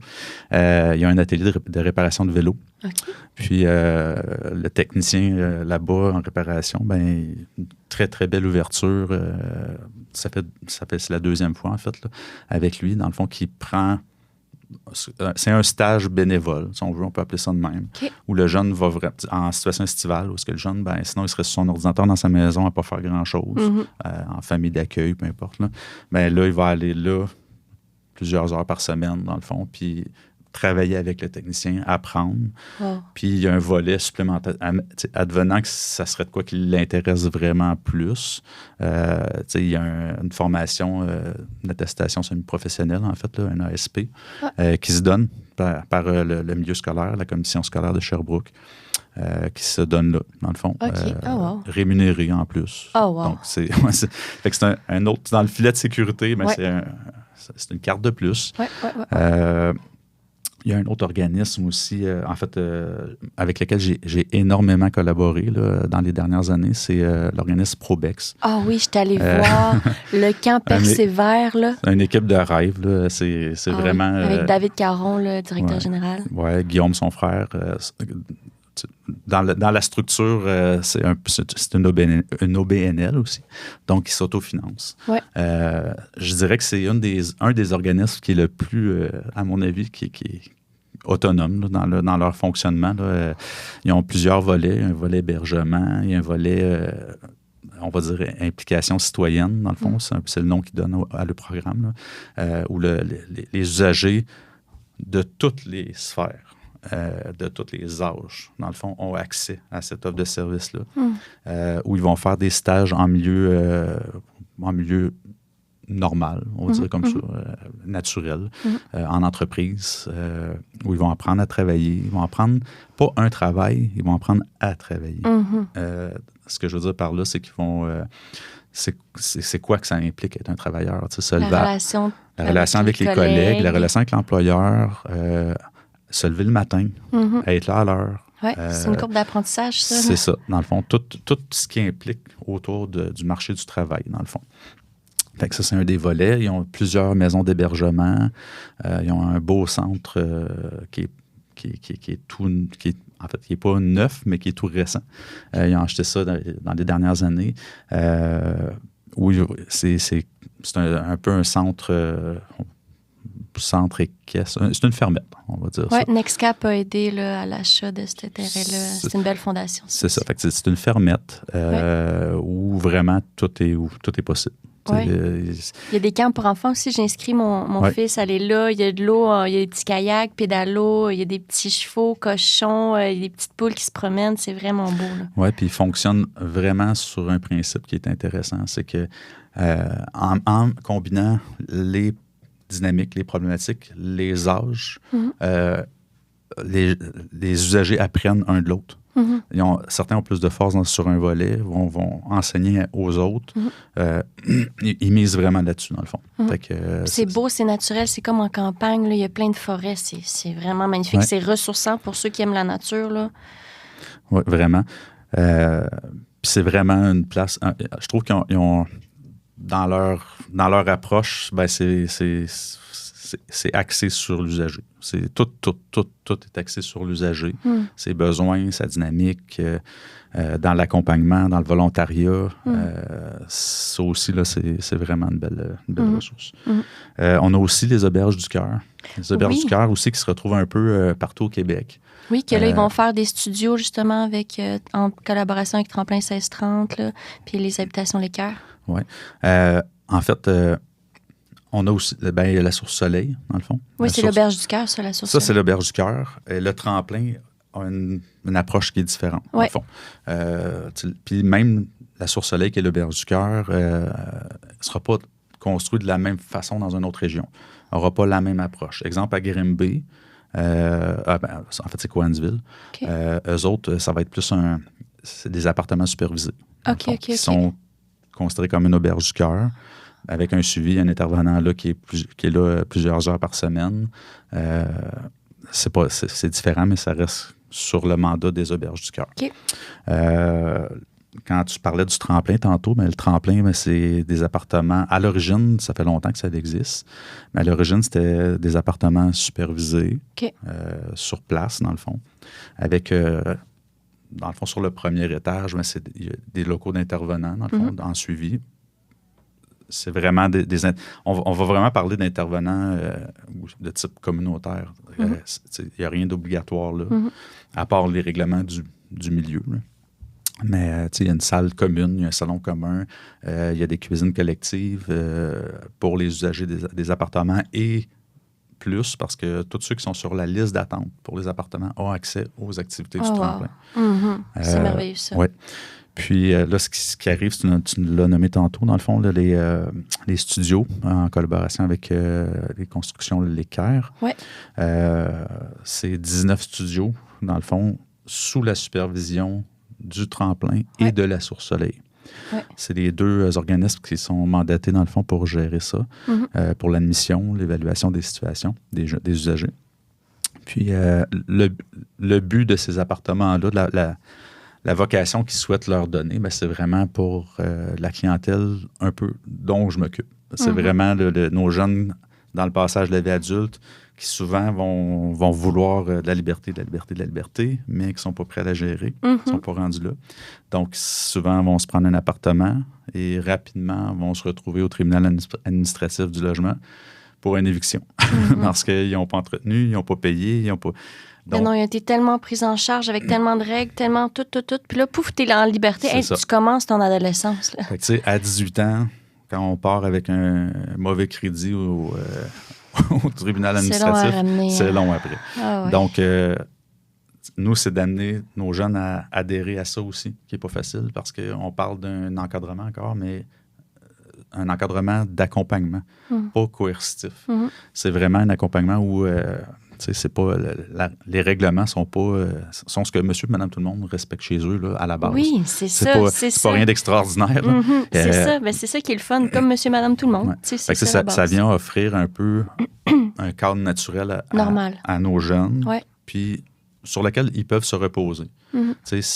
Exemple, ils ont de la visite à la maison qui collerait probablement toute la nuit. Ben là, la règle dit à 9 h, il n'y a plus de visite. Ta visite doit quitter. Toi, tu peux quitter, tu n'es pas obligé de rester là si tu veux, mais ta visite doit quitter. Donc, ça vient, elle peut se reposer là-dessus et dire que non, mais c'est pas de ma faute, c'est les règles ici. Fait que faut que tu quittes. Fait que c'est ça. C'est une autre approche avec l'objectif éventuel qui ait accès aux appartements réguliers. Oui, c'est où ça. l'encadrement est un peu moins grand encore. Ouais. En fait, c'est de la supervision, c'est pas de l'encadrement. Là, c'est vraiment juste s'assurer que le logement est fait. Ils ont des activités obligatoires, mais c'est plus en lien avec les usagers. C'est pas des comités de résidents, des choses comme ça, des cuisines collectives. Puis où ils vont décider aussi de leur activité, qu'est-ce qu'ils aimeraient faire. L'objectif à ça, c'est briser l'isolement. Oui. Pas plus compliqué que ça, dans le fond. C'est vraiment qu'on a des usagers qui restent actifs socialement avec leur milieu, leur réseau. C'est pas une punition. Là, ils font des activités comme aller aux fraises, aller faire... c'est un privilège. Aller monter une montagne, aller faire la pêche, faire du camping. Ça, c'est des activités plaisantes. Oui, que tout le monde fait. Là. C'est ça. Fait que avec le peu de budget qu'ils ont en plus, fait que c'est vraiment... C'est ça, c'est intéressant ça aussi. Dans le fond, il y a aussi un projet, dans le fond, dans nos collaborateurs qui sont plus proches de nos services, on va dire plus sur le plan administratif, là, on a un projet qui s'appelle le projet Clé aussi. Le projet Clé, c'est comme une bonification, dans le fond, pour nos jeunes qui arrivent aux études post-supérieures. Dans le fond, là, post-supérieur, c'est large, ça aussi. Ça implique tout ce qui est DEP, collégial. Donc, il y a certains critères d'admissibilité, dont avoir un travail à raison, je pense, de mémoire, c'est 15 heures par semaine maximum. Fait que, puis, d'être aux études supérieures. Fait que c'est pas mal ça. C'est une bonification, sans nommer les montants, là, c'est parce que ça évolue avec l'inflation. Fait que, mais c'est vraiment une bonification, dans le fond, de leurs revenus. Parce qu'à ce moment-là, l'autre prérequis, c'est qu'il y ait accès aux prêts et bourses. OK. Puis généralement, ils ont tous accès aux prêts et bourses, nos jeunes qui ont des placements jusqu'à majorité. Là, ils ont, sont si tu as un diagnostic puis tu es considéré comme handicapé, juste quand tu es autiste, tu peux avoir juste des bourses au lieu des prêts. Ça, c'est un avantage majeur. OK. Moi, c'est ça que j'ai. OK. Bien, tu vois, ça, regarde, tu me l'apprends. Ah oui, et c'est un privilège. En plus, j'avais une dette de 23 000 puis c'est rétroactif à quand j'ai eu mon diagnostic, ça a droppé à 17 000 OK. Ben, tu vois, c'est... m'a donné l'information. Oui, ça va être... on va s'en reparler après. Mais, oui, puis... Mais, tu sais, déjà, je dirais... Tu sais, mettons, on prend un comparable d'un jeune qui n'a pas eu de service de la protection de la jeunesse, mais qui n'a pas eu la vie facile, parce que c'est pas tous les jeunes qui passent par la protection de la jeunesse, qui ont une belle vie pareille, une belle jeunesse, on va dire ça comme ça. J'en suis la preuve. Donc, et le jeune qui a des services, je peux dire que le jeune qui a eu des services est grandement avantagé de ce point de vue-là. Du point de vue financier, il est avantagé. Oui, parce que c'est comme le papier diagnostic. Tu as de l'aide quand le papier, puis là, quand tu passes dans le service. Oui, puis tu sais, on parle c'est ça, des prêts et bourses qui sont, d'après moi, 4 à 5 fois supérieurs. Là. Donc, puis en bourse, pas en prêt. Oui. Donc, moi, les situations que j'ai vécues jusqu'à présent, il y avait on va dire 80-20 %. 80 en bourse puis 20 % en prêt. Okay. Fait que, même, je dirais, le prêt, pour moi, il y a aussi une façon d'apprendre. Oui. Considérant qu'ils ont déjà un gros montant en bourse, mais ça aussi, ça va faire partie des apprentissages que nos jeunes vont avoir à faire. Ah oui, puis tu peux, mettons, tu gagnerais le million, il y a plein de notaires qui disent, tu n'as pas besoin de rembourser ton prêt. Tu sais, t'es mieux de le placer. Ben, c'est exactement tu le rembourses un petit peu tranquille avec des taux d'intérêt vraiment relax, les prêts et bourses. Là, ben, en fait, moi, ma façon de faire avec ces jeunes-là, souvent, ça va être la partie prêt, ils vont toutes la placer. Oh, wow! Donc, elle va être placée jusqu'à la fin de leurs études parce qu'à la fin de leurs études, il faut qu'ils commencent à rembourser dans l'année qui suit. Ouais. Donc, là, ils ont le montant qui est là, il est sécurisé. Si on ne fait pas ça, il va être dépensé. Ouais, ils vont c'est être en difficulté financière. Ouais. Donc, souvent, quand on va faire la demande, on va déjà préparer le jeune à cette étape-là. Oui, quand il est capable, ça va s'il y a arriver, plus de bourses en plus, puis c'est il n'y ça. a pas besoin Puis de même ça. des fois, ben, dans certaines situations, on a des jeunes qui vont être... la bourse va arriver, mais ça va être un coussin de sécurité. Oh, wow. Parce qu'il est déjà pris en charge par la protection de la jeunesse, mais il est aux études supérieures, il a accès quand même au prêt et bourse. Oui, puis au projet clé. C'est ça. Fait qu'on va... Puis des fois, la fondation aussi, la fondation du Centre jeunesse de l'Estrie peut aider à pallier certains manques. Là. Ouais. Le projet clé, on est dans un projet d'autonomie, donc il est en appartement généralement. De mémoire, là, dans un des critères. Là. Okay. Je pense même pas que ça s'est présenté avant, là, mais il faudrait que je revalide. Là. Okay. Mais... c'est ça. Fait que, on a des jeunes qui ont la possibilité des fois de se construire quand même un coussin de sécurité parce que la réalité n'est pas la même pour chacun non plus. Un jeune qui sort des services de réadaptation, ben à 18 ans, il faut qu'il quitte. Il n'y a pas le choix. En fait, il faut qu'il quitte dans des conditions adéquates. Ça veut dire qu'il y a toujours moyen d'étirer un placement au-delà de la majorité, même si c'est en CR, mais de façon très ponctuelle parce qu'on ne le met pas dans la rue. Fait qu'il faut qu'il y ait une place où aller. Par contre, en famille d'accueil, c'est une autre réalité. En famille d'accueil, ben, si la famille d'accueil a de l'ouverture à poursuivre le placement parce qu'il y a un bon lien, le jeune se sent bien là, puis il ne vaut pas l'urgence de quitter, ben, le jeune, s'il est aux études, exemple, aux études secondaires encore, ben, la famille d'accueil continue d'être rémunérée comme famille d'accueil et le jeune peut continuer de rester là, terminer son secondaire, ses cours, puis après ça, il peut quitter quand il est prêt. J'ai même des familles d'accueil, j'ai des coups de cœur dans certaines familles d'accueil aussi, là, où la collaboration est exceptionnelle. Là, c'est, on va dire, des milieux qui font ça vraiment pour les bonnes raisons. Ouais. Puis des milieux qui acceptent des fois des ententes privées avec les usagers. Ils ont passé la majorité, ils ont fini les études de secondaire. Là, à partir de ce moment-là, ben, la DPJ, les services dans le fond, qui rétribuent les familles d'accueil, là, eux se retirent. Là, on va travailler une entente dans le fond de paiement, un peu comme une chambre et pension avec cette famille d'accueil-là. C'est quand même une belle ouverture qu'il offre parce que pour la famille d'accueil qui fait ça, c'est son gagne-pain, ben, c'est une place de moins. Qu'elle ne peut pas prendre un nouvel usager. Donc, c'est vraiment... Mais c'est que ça vaut tout l'heure du monde pour le jeune. C'est ça, c'est ça. Fait que, puis ça nous permet de prendre le temps de faire les choses comme il faut aussi. Parce que, on va se le dire, là, quitter la famille, peu importe la famille naturelle ou la famille d'accueil à 18 ans. Là, il faut que tu travailles temps plein, tu peux pas aller à l'école, pas dans l'ordre des choses. Ton appart. Ben c'est non, ça. C'est pas dans l'ordre des choses. Souvent, ben, les étudiants aux études post-secondaires, on parle des fois d'un départ du milieu familial vers 20 ans, 21 ans des fois, des fois plus. Là, eux se retrouvent, ceux qui sont en centre d'accueil, se retrouvent à devoir quitter puis vivre de leurs propres ailes. Fait que c'est pour ça que le filet de sécurité est d'autant plus important. Oui. Surtout, tu sais, quand ils ont, mettons, des déficiences ou des diagnostics ou des maladies, ou tu sais, c'est quelque chose. C'est là que notre rôle va être d'attacher avec certaines ressources. Tu sais, je nommais tantôt Probex. Probex, c'est une bonne partie de leur clientèle, la déficience intellectuelle. Ou physique. Oui. Puis avec l'hébergement, mais tu sais, ça demande du temps d'attacher les choses parce que c'est un milieu qui est vraiment axé sur le tissu social. Les jeunes qui ont là, moi, avant qu'on parle d'un hébergement, mais souvent, ils ont été dans la ressource, dans le périphérique autour, là, tout ce qui est les stages, des fois 1 an, 2 ans avant, pour qu'ils connaissent les visages qu'il y a là. Puis quand il va être en hébergement, il va être en terrain connu. C'est ça. Les usagers, les usagers avec qui il va vivre, ça va être ceux avec qui il va travailler dans le jour, souvent. Donc, ça permet justement de construire ces liens-là. Ça aussi, ça présente certains enjeux souvent parce que nos jeunes, ben, la création du lien, souvent, c'est pas leur force. La méfiance, le rejet affectif. Oui, parce que, tu sais, ils ont eu des traumas, là. C'est ça. Fait que, d'où la raison de pourquoi il faut que ça se construise longtemps d'avance pour s'assurer que ça va se maintenir dans le temps. Fait que c'est vraiment...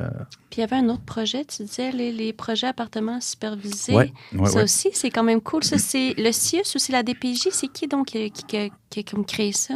En fait, à l'origine, c'est le programme Qualification Jeunesse qui a créé ça. En fait, qui a créé ça. C'est vraiment, encore une fois, propre à chaque région parce que ça va avec les besoins, avec les services offerts dans notre région,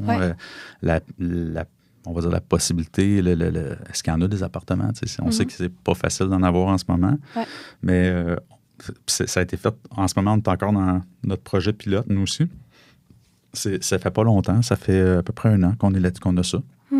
Un petit peu moins. En fait, on a commencé autour de décembre 2024 avec un usager dans l'appartement, en fait, à ce moment-là. En fait, l'objectif est vraiment d'amener une réalité autant que possible à ce que va être son vécu. De le faire vivre, là, pour voir.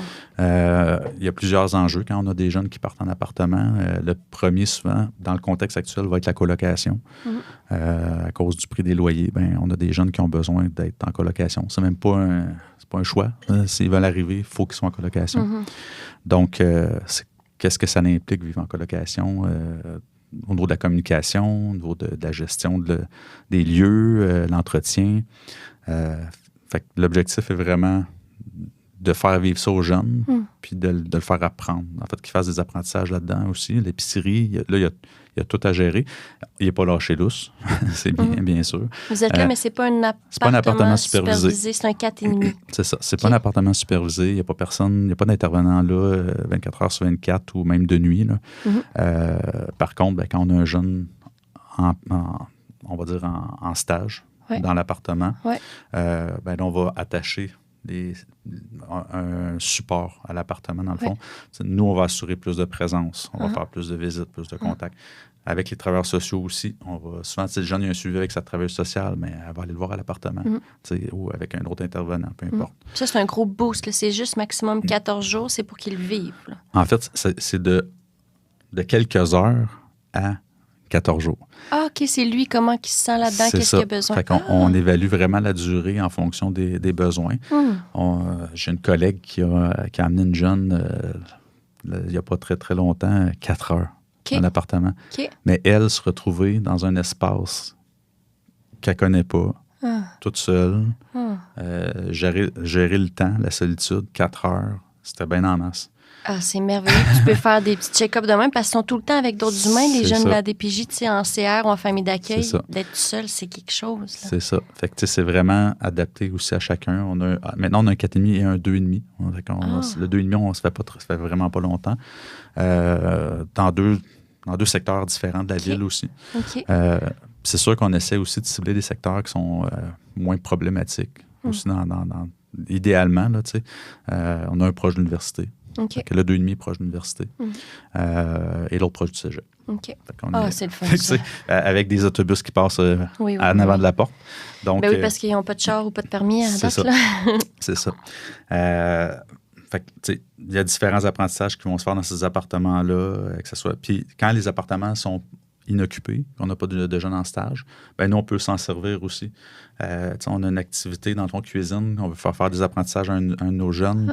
On a une cuisine fonctionnelle. Vous l'optimisez. C'est ça, fait que là, on peut aller faire une activité là. Ça peut être une rencontre aussi. On n'a pas toujours des bureaux, c'est pas toujours simple, ça. Donc, on fait un croche à l'appartement. En même temps, ça lui permet de voir l'appartement, de quoi ça a de l'air, puis comment c'est organisé. C'est ça. Fait que ça, c'est pour nos appartements. On a aussi, je dirais, un autre outil collaborateur, c'est la Fondation du Centre Jeunesse, ce qui est vraiment un allié là, de choix, là, je dirais. Là. On a accès à des... En fait, c'est pas mal la seule aide financière dont on dispose de notre côté comme intervenant à PQJ.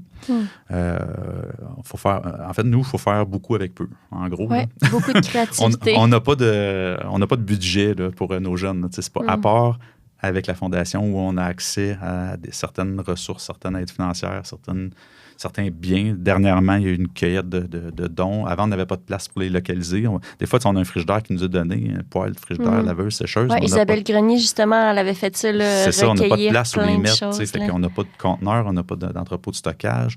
Eux ont mis de la pression sur les bonnes personnes pour aller chercher ça. Donc, ils ont réussi à avoir ça. Fait que là, ça risque d'être relocalisé, mais en ce moment, on l'a, on en profite. Que ce soit quand on a un jeune qui part en appartement, ben, on a accès à un budget pour l'équiper avec la fondation. Au niveau social, on a accès aussi on peut faire certaines demandes pour des activités socio-communautaires, sociales, sportives, que ce soit pour l'achat d'équipements ou l'inscription à un cours, une activité. C'est merveilleux. On peut faire ça aussi avec eux. J'en oublie probablement, là, mais... Mais c'est déjà... De toute façon, tu vas aller sur leur site puis tu vois tout ce qu'il offre là, la Fondation. Puis elle va venir, Isabelle là, au balado, fait qu'elle va tout pouvoir nous expliquer ça. Oui, puis ça a pris, je dirais, ça a pris un nouveau souffle aussi dernièrement, la Fondation, avec une nouvelle directrice. Oui, c'est ça. Isabelle, ça fait pas longtemps qu'elle est là, puis elle a créé plein d'affaires nouvelles. C'est tellement beau, ça. là. Puis je pense que peu importe si on arrive avec un projet, ben ils ont de l'ouverture à aller de l'avant puis à l'actualiser si ça fait du sens. Oui. Fait que ça, c'est intéressant aussi. Vraiment. J'essaie de voir un peu les autres... tu m'avais dit les travailleurs de rue, les banques alimentaires. Ouais. Ben ça, les banques alimentaires, tu en as parlé. Les travailleurs de rue aussi, ça, c'est full important.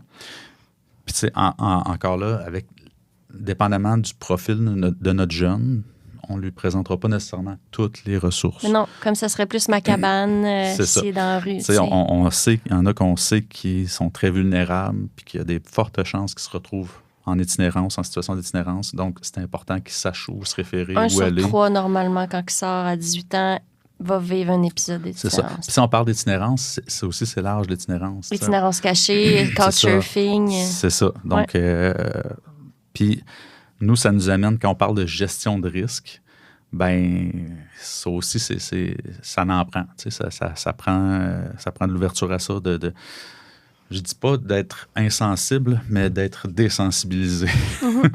Donc, on reste toujours sensible quand même, mais ça fait partie de la réalité. Puis on a souvent un gros sentiment d'impuissance dans certaines situations. On reste humain, on reste des gens qui font le travail du mieux qu'ils le peuvent. Mais ça fait partie de la réalité. On peut pas tout... on peut pas... des choses auxquelles on peut rien. Au niveau de l'itinérance, entre autres. Puis, surtout quand on a des jeunes, je prends des situations, une qui vient de me revenir en tête, là. J'ai une collègue qui a un jeune qui était clair, était en situation d'itinérance choisie. C'était un choix. Même si on n'est pas d'accord, c'est son choix. Fait qu'il faut vivre avec, il faut être quand même à côté. Dans une consommation qui était vraiment très, très, très, très abusive. Puis qui a conduit à un décès dans cette situation-là. C'est son choix aussi. Ceux qui veulent s'enlever la vie, tu peux pas... Oui, mais comme intervenant, on reste toujours... c'est quand je dis on a un lien avec ces usagers-là qui est quand même assez important. On peut pas faire comme si... En fait, j'ai 2 collègues dans mon équipe qui ont vécu une situation semblable. Mais vous n'êtes pas des robots, c'est un deuil immense. Là. C'est ça. Puis, veux pas, on se remet toujours en question. Est-ce que j'aurais pu faire? Oui, mais ça, c'est... Donc, ça reste toute notre vie. Là. Moi, j'ai une meilleure amie là, qui a eu un accident quand j'étais jeune, puis j'étais comme, j'aurais pu faire ça. Mais non, ça sert à rien, se taper sur la tête de même. C'est ça. Fait que, c'est pour ça que c'est important de se ramener, nous, dans notre rôle au niveau de la création du filet de sécurité. Est-ce que j'ai fait ce que j'avais à faire? T'avais tout donné. C'est ça. Une fois que ça c'est fait, on ne peut pas faire plus. Non, c'est ça. Fait que ça regroupe quand même pas mal au niveau des collaborateurs, je dirais. On a aussi la Maison Jeunesse, je ne sais pas si je t'en ai parlé.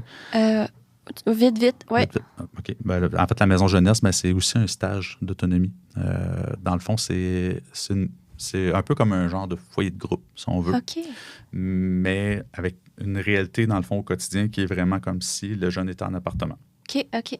Donc, il y a quand même des apprentissages, des ateliers au niveau du budget, au niveau de tout ce qui est la gestion financière, les obligations d'un bail, toutes ces choses-là. L'épicerie, faire à manger. Le jeune va faire son épicerie avec c'est un moment, dans le fond, dans la semaine où les usagers, ensemble, vont faire leur l'épicerie. C'est quoi les bonnes pratiques au niveau de l'épicerie? C'est quoi les bonnes habitudes? Après ça, les apprentissages au niveau de la cuisine. Il doit se faire à manger, il doit se ramasser. L'entretien des lieux communs. C'est vraiment de quoi qui se vit dans ce milieu-là. C'est un stage avant 18 ans, OK. mais aux alentours de 6 mois. OK. Donc, on est vraiment c'est une des rares places dans notre région qui accepte des jeunes, dans le fond, en bas de 18 ans. OK. Sinon, les auberges du cœur, c'est 18 ans et plus. OK. Il y a le tremplin aussi, dans le fond, qui accepte en bas de 18 ans, mais on n'est pas dans un stage, on est vraiment dans un appartement supervisé. C'est pas mal ça. Super. Puis, as-tu des exemples de clients que tu veux? De clients, je dis clients, mais comment tu appelles tes jeunes clients usagers? Ça fait un peu impersonnel. Je les appelle jamais comme ça. C'est ça, Quand comment? on a une rencontre, par souci de confidentialité, on va les appeler comme ça, mais c'est toujours mes jeunes. C'est ça, hein? Ils sont rendus à 19 ans, puis c'est mes jeunes, puis C'est à ça. 20 ans, puis j'ai des contacts encore avec des anciens jeunes qui, eux, me relancent souvent par les médias sociaux. Puis, Ah, wow, ils ont fini de suivre avec toi. Oui, tu sais, souvent, wow. puis ça reste toujours... on n'est généralement pas en suivi en personne, mais tu sais, je dirais souvent dans la période des impôts. C'est quoi dans le nom de la personne, Francis, là, que tu m'avais amené, là, qui fait les impôts, là, pas cher? Puis, fait que, souvent, ça va être souvent référent. Mais encore là, on est en plein dans où on doit être. Tu sais. Je suis en référencement. Là, tu sais, le CJE, je sais que le CJE c'est pas ça, cher fait jusqu'à je fais juste 35 ans. renvoyer les coordonnées. Mais là, enregistre dans ton téléphone cette fois-ci. Oui, c'est ça. Fait que, souvent, ça arrive de façon assez régulière, là, où je vais voir une job passer sur les réseaux sociaux. Je prends exemple, j'ai une jeune là, qui avait fait une formation en préposé, dans le fond, à domicile. Oui. Puis, je l'ai connue quand même assez bien. Donc, je vois ça passer. Par les médias sociaux, j'ai vu dans quelle situation elle est actuellement. Bon, je vais lui refiler le lien, dans le fond, pour la job. On reste toujours comme en mouvement. Ben oui, mais c'est ça qui est beau, c'est que le lien, il est là pour vrai. Il reste là. Tu sais, j'ai un jeune en ce moment qui, lui, me relance souvent, puis je m'en allais à une autre rencontre. Je t'ai arrêté juste lui faire un coucou pour un autre jeune qui recherche une job. Fait que, en lui disant, regarde, je vais repasser prochainement, tu vas me revoir. Je vais être avec un autre jeune qui cherche un travail. Ça va me faire plaisir. T'sais. Maintenant, il s'occupe un petit peu de l'embauche où est-ce qu'il travaille. Fait que, il est conscient de la réalité. Il sait c'est quoi être un jeune dans les services. Ouais. Donc, il est probablement plus d'ouverture à donner la chance à quelqu'un d'autre. Ben oui, parce qu'il connaît ça. C'est ça. Quand que tu connais pas ça, tu as plus peur, puis là, tu as des billets. Puis ça, c'est un de nos enjeux, là, je dirais un de nos grands défis aussi là, avec nos jeunes. Tout ce qui est vraiment les étiquettes. Là. On a eu même une campagne cette année. Enlève ton étiquette. Enlève ton étiquette. Oui. C'est bien beau en parole, mais en geste, c'est différent. Dans le fond, dans la vie de tous les jours, par rapport aux employeurs, par rapport à tout le monde. Même aux jeunes eux-mêmes, il y a Martin McNicol qui est venu ici au balado, puis lui, là, il pourrait acheter, là, il réussit financièrement, puis il me dit, c'est juste à 40 ans que j'ai commencé à dire à mon entourage, à mes employeurs qui viennent de la DPJ, puis tu sais, puis qui s'est impliqué à la fondation, je dis, c'est stigmatisant. Oui, puis c'est dommage un peu parce que, un de mes usagers, entre autres, qui lui a jamais vraiment été, a jamais caché ça. Tu sais, même, je pouvais aller le voir n'importe où. Tout le monde savait j'étais qui. Oh, wow, J'arrivais à sa job, tellement beau. J'arrivais à sa job, tout le monde savait que j'étais son intervenant PQJ. C'est comme ça que ça... Pour lui, il était pas mal à l'aise avec ça. Est-ce que ça lui a nui à certaines fois? Peut-être, dans le passé, dans le fond. Avant d'avoir le travail, admettons, là, peut-être. Une fois à l'embauche, il était très à l'aise, il était déjà engagé, mais puis il a peut-être moins vécu de son côté, mais c'est un jeune qui est en centre d'accueil, qui va porter des CV pour trouver un emploi, puis que le numéro de téléphone sur son CV, c'est celui du centre d'accueil, parce qu'il n'y a pas de cellulaire, il n'a pas le droit d'avoir un cellulaire en sa possession. Donc là, ça répond, et Centre Jeunesse, bonjour. C'est ça que l'employeur entend la première fois. mettons que c'est pas gagnant pour nos jeunes. Souvent dû à des mauvaises expériences d'employeurs, des employeurs qui ont vécu des mauvaises expériences, parce que oui, il y en a des jeunes qui sont pas rendus là ou qui ont besoin d'apprendre. Oui, c'est ça. Mais comme n'importe quel jeune, là. Ouais. Tu sais, j'ai même un jeune, une fois, il travaillait au McDonald's. Puis au début, ça allait bien. Il faisait du ménage, changeait les poubelles, lavait les planchers. Là, à un moment donné, l'employeur voit qu'il se débrouille quand même relativement bien dans ces tâches-là. Fait qu'il lui demande, il le fait passer à la cuisine. Mm-hmm. Mais clairement, pour lui, c'était une étape qu'il ne fallait pas qu'il passe. Là. C'est au niveau du stress, de la pression. C'est tellement rushant, juste les maudites des frites, puis là, le gueule après, puis il tabasse. C'est quelque vraiment, chose, là, le McDo. Hein. C'était une trop grosse étape pour lui, puis il n'a pas été capable de le nommer. Donc, parce que tu te sens mal. C'est ça. Fait que là, ce qu'il avait commencé à faire à ce moment-là, c'est éviter. De l'évitement? Ben, n'importe quel humain, c'est prouvé que tu fais de l'évitement. Donc, je rentre pas. Fait que là, mais tu sais, rapidement, moi, en le connaissant justement beaucoup, à cause que c'est un jeune que je suivais depuis un bon bout de temps, ben je l'ai vu vite ce qu'il faisait. Fait que, et là, moi, je l'ai nommé pour lui. C'est ça, tu comprends l'histoire, le sens. Là. Fait que je lui ai nommé à lui, puis c'est là qu'il me l'a confirmé. Il m'a dit, oui, non, je n'étais pas rendu là. J'aime pas ça. Ouais. C'est bien trop stressant. Là. Si tu as du stress à 10 sur 10, ça ne marche pas. N'importe qui va te choquer. À partir de ce moment-là, ben, c'est à moi de l'amener à le nommer à son employeur, quitte à aller le faire avec. Puis à ce moment-là, il y a eu l'ouverture à ce que je l'accompagne voir son employeur pour le nommer. Ouais. Puis même, il était rendu à un certain point où il ne voulait même plus travailler là. Donc, ce qu'on a fait à ce moment-là, c'est qu'on a juste mis fin à l'emploi, mais de façon adéquate. Ouais. Puis en le nommant l'employeur, pourquoi il mettait fin à l'emploi. Ouais. Puis l'employeur a été vraiment content qu'il le fasse de cette façon-là. Et ce que ça l'a fait aussi, c'est qu'il a pu maintenir cette référence-là quand même sur son CV parce qu'il a mis fin de façon adéquate. Il n'a pas été congédié. Donc, c'est des apprentissages du quotidien. Là. Quand on parle d'exemple, exemple, ouvrir un compte de banque. Le jeune qui a... La majorité de nos jeunes, souvent, ils n'ont pas de compte de banque, compte bancaire, donc compte d'institution financière. Oui. Donc, on a cette démarche à faire avec eux. Et là, quand on se met à débroussailler, pour faire la démarche, il faut un certificat de naissance, il faut un numéro d'assurance sociale. Et donc, souvent, c'est des choses qu'ils n'ont pas. Donc, il faut prendre le temps de tout. Ça fait partie de notre tâche. On a un outil qui s'appelle le plan de cheminement vers l'autonomie qu'on fait, on fait et on révise là, normalement. Mais on le fait quand même obligatoirement en ouvrant le service. Pourquoi? Ça nous permet d'avoir un portrait, dans le fond, de ce qui est à faire puis ce qui est fait. Fait que, tu sais, si le jeune n'a pas de compte de banque, s'il n'y a pas de carte d'assurance maladie à jour, s'il n'y a pas de c'est la base. C'est ça. Fait que là, on va chercher tous ces outils-là pour la suite. Là, on peut ouvrir le compte de banque. Là, une fois le compte de banque ouvert, c'est la gestion de la carte de guichet, c'est la gestion des dépôts, des retraits, puis les enjeux de sécurité autour d'un compte d'institution financière. Quand on ouvre, je donne souvent, parce que souvent on va dans la même institution parce qu'ils nous connaissent. Ça devient, souvent des enjeux de sécurité au niveau des institutions, ils sont quand même assez importants.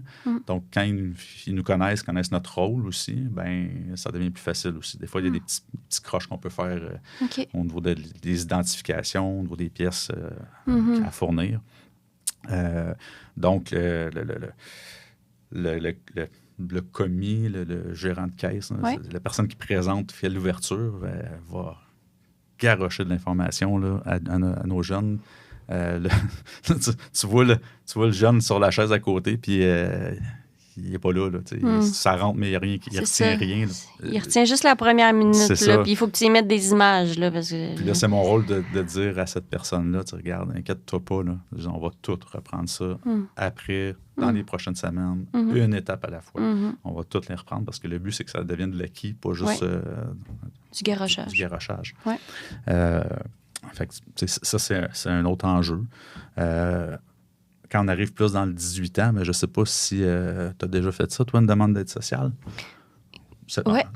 Ben, ça se peut. Ça oui, arrive puis il ne faut pas avoir honte, Non, puis non, ça c'est ça. existe. Puis, Mais, ouais, j'ai fait 2 dépressions, 1 demande d'aide sociale. Puis comment tu as trouvé ça, faire une demande d'aide sociale? En fait, T'es à terre, à base. Là, mais si pas nécessairement au niveau des émotions, mais parce que oui, ça a des enjeux, mais pour nos jeunes, des fois, c'est un non-choix. Fait que, on n'est pas nécessairement dans Moi une non plus, c'est situation un de non-choix. crise. Non, c'est ça. Mais ce que je veux dire, là, c'est dans le fond, c'est au niveau des capacités, entre autres, contraintes sévères à l'emploi. Ouais. On n'est pas en situation de crise, on n'est pas en situation d'urgence. Ça fait juste comme partie de l'étape. Mais c'est que c'est des papiers, Voilà. papiers, c'est Et bureaucratique. C'est comme. C'est ça que juste je veux moi, dire. je suis une mère, je suis autiste. Moi, je suis bonne avec les papiers, puis les structures, puis genre cocher. Mais juste ça, je trouvais ça beaucoup compliqué. C'est ça. Puis.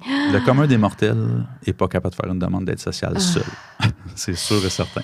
Donc, ça demande justement de l'accompagnement, de savoir c'est quoi. Puis le gros problème dans notre système, c'est que s'il y a une erreur dans ta demande d'aide sociale, ça devient le fouillis et là, c'est long. C'est-tu Action Plus? Action Plus aide vraiment beaucoup là, en lien avec l'aide sociale, c'est un OBNL? En fait, oui, ils en font. Ils font cet accompagnement-là. Carrefour Jeunesse Emploi aussi fait ça aussi. Nous, idéalement, notre rôle est... Idéalement, c'est pas d'aller vers cette option-là parce que par définition, notre rôle est programme qualification jeunesse. Donc, le but, c'est de l'amener vers une qualification, que ce soit des études, que ce soit peu importe le milieu de travail. Oui, c'est le dernier recours, ça, c'est normalement. ça, mais des fois, on n'a pas le choix. On en fait quand même, généralement, quelques-unes, 1 à 2 par année peut-être. Donc, ou nos collègues en font, fait qu'on peut se référer rapidement à un collègue qui nous fait une dernièrement sur les modifications, les ajustements, les mises à jour. Mais c'est ça, c'est très, très, très compliqué. Puis à la minute, à l'instant qu'il y a une erreur sur un document, il y a de quoi de pas rempli, t'as on oublié tombe dans d'envoyer des un papier. délais épouvantables. Des fois même, on doit reprendre la demande. Puis le montant est minime, là, il ne t'aide pas là, tant que ça. Là. Non, puis nous, dans le fond, on a... Au niveau du programme, on a, avec justement les liens, les collaborateurs, on est allé chercher une collaboration avec eux aussi à ce niveau-là. Parce que nos jeunes qui arrivent à 18 ans, bien, à cette heure, avec les délais de traitement aussi, normalement, on ne peut pas faire une demande avant la journée de tes 18 ans à l'aide sociale. Et là, ce que ça veut dire, c'est que nous, nos jeunes se retrouvaient à la rue à l'époque, dans le fond, à la rue à la suite d'un placement en centre d'accueil, font une demande d'aide sociale, mais ils ne peuvent pas payer le loyer. Donc, parce que ça peut prendre 2 semaines, 1 mois avant d'avoir le premier versement. Puis s'il te manque des papiers, là. C'est ça. Donc, avec cette entente-là, nous, on peut déposer les documents 2 semaines avant les 18 ans. Ah, c'est bright que vous ayez fait ça. Donc, généralement, on parle d'un délai d'à peu près 2-3 semaines. Ah, c'est de la belle logistique. Ça fait du sens. Fait que ça enlève aussi un stress pour le jeune. On fait tous les documents. En fait, on fait la demande. On peut la faire en ligne, mais en ligne, on ne contrôle rien. On envoie ça, puis après ça, on est dans l'attente, puis on ne sait pas comment ça évolue, ou à peu près pas. Fait que moi, personnellement, ce que je fais, c'est que je les fais par écrit. Fait que s'il y a une correction à faire, on la fait sur place, au bureau de l'aide sociale. Encore là, les personnes au bureau là-bas décodent assez vite quand on arrive avec un usager, un jeune, qui sont accompagnés. On se présente aussi. Donc, des fois, l'attitude de la personne au bureau là-bas est pas la même. Je dirais ça de même. T'sais, on a une collaboration, une sensibilité qui n'est pas la même. Oui, parce que vous avez un pourcentage, on a checké les chiffres, que c'est contrainte sévère à l'emploi. Tu sais, ça, c'est un droit qu'ils ont. Là. C'est un droit, puis c'est une préparation. Parce que pour avoir une contrainte sévère à l'emploi au niveau de l'aide sociale, ça prend beaucoup de papiers. Ça prend des diagnostics, ça prend des médecins qui sont impliqués, ça prend beaucoup de choses. Quand les choses sont bien faites, c'est-à-dire, je dis bien faites, mais sans oubli, on va dire ça plus comme ça, là, sans oubli, ça peut aller très vite. Mais à partir du moment qu'il demande un complément de rapport, là, ça peut vite s'extensionner. Une chance justement que tu es là. C'est ça. Fait que, là, on parle des fois de délai de distance, de déplacement, que le jeune, ben, il le fera pas. Il le fera pas. Fait qu'il va se contenter du minimum de l'aide sociale, qui est complètement insuffisant pour un jeune aujourd'hui qui n'a pas de ressources, qui n'est pas capable d'aller travailler. Donc, c'est là qu'on va parler d'itinérance, de santé mentale dans la rue. C'est ça, c'est que c'est un engrenage. Si c'est pas pris d'avance, si c'est pas soutenu quotidiennement, Que, tu sais, monsieur, madame, tout le monde, n'importe qui peut tomber dans cet engrenage-là, justement. Là, il y a la Chaudronnée aussi, dans le fond, qui est l'organisme communautaire alimentaire. Ont aussi ont un volet aussi qui est fiducie volontaire, qui est à même la bâtisse, qui est comme en collaboration avec les autres. C'est comme à l'étage, dans le fond. OK. Puis, oui, il y a une liste d'attente, mais il y a aussi de l'accompagnement, là, dans le fond, là, au niveau de la gestion de ton budget, de ton argent. OK. Quelqu'un qui ne serait pas capable, mettons, de gérer ces choses, en attente, des fois, d'une tutelle du gouvernement ou qui veut juste pas ça, mais qui a besoin d'aide pour gérer son argent, pour être sûr qu'il est capable de l'étirer pendant un mois. OK. Fait qu'ils ont ce service-là aussi là-bas. Là, oh, wow! C'est merveilleux. C'est merveilleux. C'est tellement impressionnant, tout ce que vous faites, tu sais, monsieur, madame, tout le monde, PQJ, mais tu sais, je veux dire, c'est une expertise en soi, là, puis c'est ça qui est beau, c'est que c'est volontaire, puis vous êtes là pour vrai, un tissu social, puis c'est que vous avez de l'expérience, protection de la jeunesse aussi, là, c'est pas juste des nouveaux intervenants qui sortent de l'université, là. C'est vraiment un monde qui évolue tout le temps. Tu sais, souvent, on se fait comme des listes de collaborateurs, de nouvelles ressources, mais c'est ça, c'est à cause de la précarité des services en communautaire. C'est des ressources qui, des fois, sont là, l'année d'après, puis là. Selon les subventions, selon l'équipe de travail. Donc, on est constamment en mouvement là-dedans, puis en apprentissage. On n'arrête pas de... Regarde, comme tantôt, tu m'as appris quelque chose. Oui. Là, on n'arrête pas, mais c'est ça. Être intervenant PQJ, c'est ça. C'est d'avoir des oreilles partout. Oui. D'entendre tout, de profiter des occasions, de voir les occasions possibles, d'en créer. Oui, d'en créer. C'est vraiment... c'est ça. Tu sais, je dis souvent, c'est drôle parce que j'ai été en centre jeunesse, en intervenant en interne, dans le fond, pendant 25 ans. Mais c'est la job que je fais aujourd'hui pour laquelle j'ai étudié. C'est ta job de rêve. C'est ce que je pensais faire. Moi, c'est c'est ce que je pensais faire en sortant du cégep. Mais ça n'existait pas. Pour moi, c'était ça la relation d'aide plus précise. Je dirais qu'il est plus payante sur le long terme. Oui, éducation spécialisée, c'est ça, c'est d'aller avec la personne. C'est pas travail social, c'est plus bureau paperasse, mais éducation spécialisée, c'est ça, c'est sur le terrain pour vrai. C'est vraiment sur le terrain. Puis, même, j'ai des amis et collègues, des fois, qui font le step. Dans le fond, là, ils passent vont aller, on va dire, je suis perfectionné, poursuivre leurs études au niveau universitaire. Ouais. Et là, vont tomber dans un rôle, des fois, qui est plus... d'accompagnement clinique qui est différent. Moi, personnellement, ça n'a jamais été une question. Je me suis jamais vu poursuivre à ce niveau-là. Ça ne m'intéresse pas. C'est pas ça. Moi, c'est du concret. C'est du... même au niveau de la réadaptation interne, quand j'ai quitté aussi, l'opportunité s'est offerte à moi d'aller à PQJ. J'étais content, mais je n'étais pas malheureux avec ma clientèle en centre de réadaptation. J'ai toujours aimé le vivre avec. Le vivre avec mes jeunes. La création du lien aussi est là, elle est différente, mais elle est là aussi. C'est ça. Le lien de confiance. On a des étapes comme intervenant. Là, je dis souvent, moi, quand je suis arrivé, j'ai commencé à travailler au centre jeunesse. Les jeunes nous perçoivent, à l'âge que j'avais, début vingtaine, les jeunes nous perçoivent comme un peu un grand frère dans le rôle qu'on a parce que la différence d'âge n'est pas assez grande. Mais on le voit, l'évolution dans nos suivis, dans l'expérience qu'on acquiert. On voit la vision des jeunes par rapport à nous changer aussi. On passe à un moment donné du grand frère au mononcle. Ouais. Après ça, du mononcle aux parents. Ouais.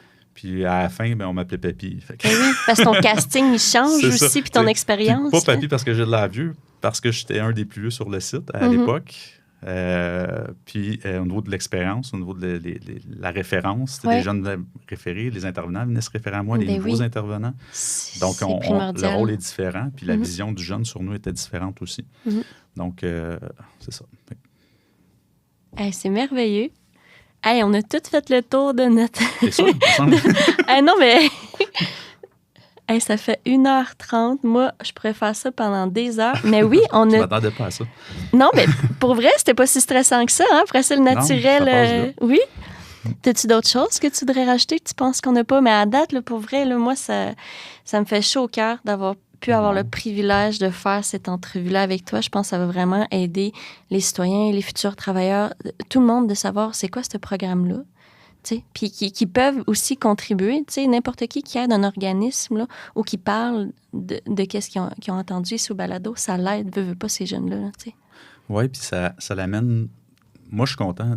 Un des points principaux pourquoi je voulais le faire aussi, pas parce que je suis à l'aise, ça, c'est sûr. Ça n'avait pas paru. En plus, on n'est pas filmé, une chance. Hein? Mais on voit beaucoup la DPJ, les services sociaux dans les médias dans les dernières années, puis c'est difficile des fois comme intervenant de voir ça sans pouvoir répondre. Ouais. C'est un peu ça. On montre toujours le pas beau. Ils vous stigmatisent, on montre toujours le pas beau, la situation qui a dérapé.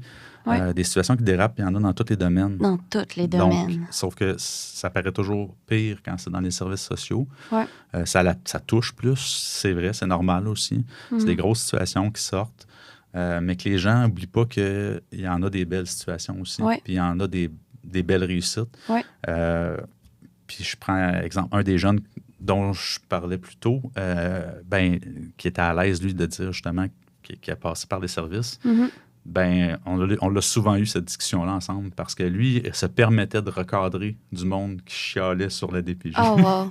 Fait que, puis il m'a donné des exemples concrets, là, où il s'était permis de recadrer des personnes qui parlaient justement dans des situations précises, là, qui passaient des nouvelles. Puis, fait c'est un peu ça, rayonner, dans le fond. Là, lui, se permet ça de nommer qu'il y en a des réussites, puis que les gens l'entendent, ça, ce côté-là, parce que sinon, il n'y aurait pas autant de personnes qui iraient faire ce travail-là. Il n'y a pas personne qui s'en va travailler pour la protection de la jeunesse en ayant des mauvaises intentions derrière la tête. Là. Ben non, c'est ça. C'est clair. Oui, c'est ça. C'est une belle mission de vie, d'aider et d'accompagner. Ouais. C'est un choix. C'est un choix aussi, parce que des travails, des possibilités, il y en a d'autres aussi. Ouais. Fait que c'est vraiment un choix. Puis même, on parle des familles d'accueil tantôt, mais être une bonne famille d'accueil, c'est un sacré choix de vie. Là. Ouais. On parle de... Puis encore là, il y en a de tous les milieux, les familles d'accueil. Il y en a des bonnes, il y en a des moins bonnes. Ouais. Puis on voit des histoires d'horreur aussi. Ouais. Mais tu sais, moi, j'ai un de mes coups de cœur, mais qui est parti avec les jeunes, à un moment donné, parti dans le sud avec tous ces jeunes. Tous les jeunes de la famille d'accueil. Les jeunes vivent comme si c'était ses enfants à la maison. C'est pas des enfants de famille d'accueil. C'est comme si c'était ses enfants à la maison. Ils mangent la même affaire que tout le monde. C'est ça. Pas, ça vaut cher. Ça s'achète pas. Ça, t'es sur ton lit de mort, puis tu fais « Ah, je suis fière en mots, t'as dit qu'est-ce que j'ai fait dans ma vie. » C'est ça. Fait que, c'est ça. Puis c'est un peu... Moi, je dis souvent... c'est l'idée qu'il faut avoir en arrière de la tête. Quand on décide, on fait le choix de devenir famille d'accueil, là, d'après moi, il faut vraiment partir avec cette idée-là. C'est pas un travail, c'est une vocation. Ben oui, c'est ça. Fait que, oui, tu peux le faire de façon à faire que ça, être rémunéré pour ça, mais c'est une vocation. Oui. C'est pas juste... c'est ça. Merci beaucoup pour ton temps. De rien, ça fait plaisir. Oh, merci. Merci à tous d'être là puis de nous écouter. Puis gênez-vous pas pour partager l'épisode. Fait que bonne journée, Francis. À bientôt. Merci. Bye.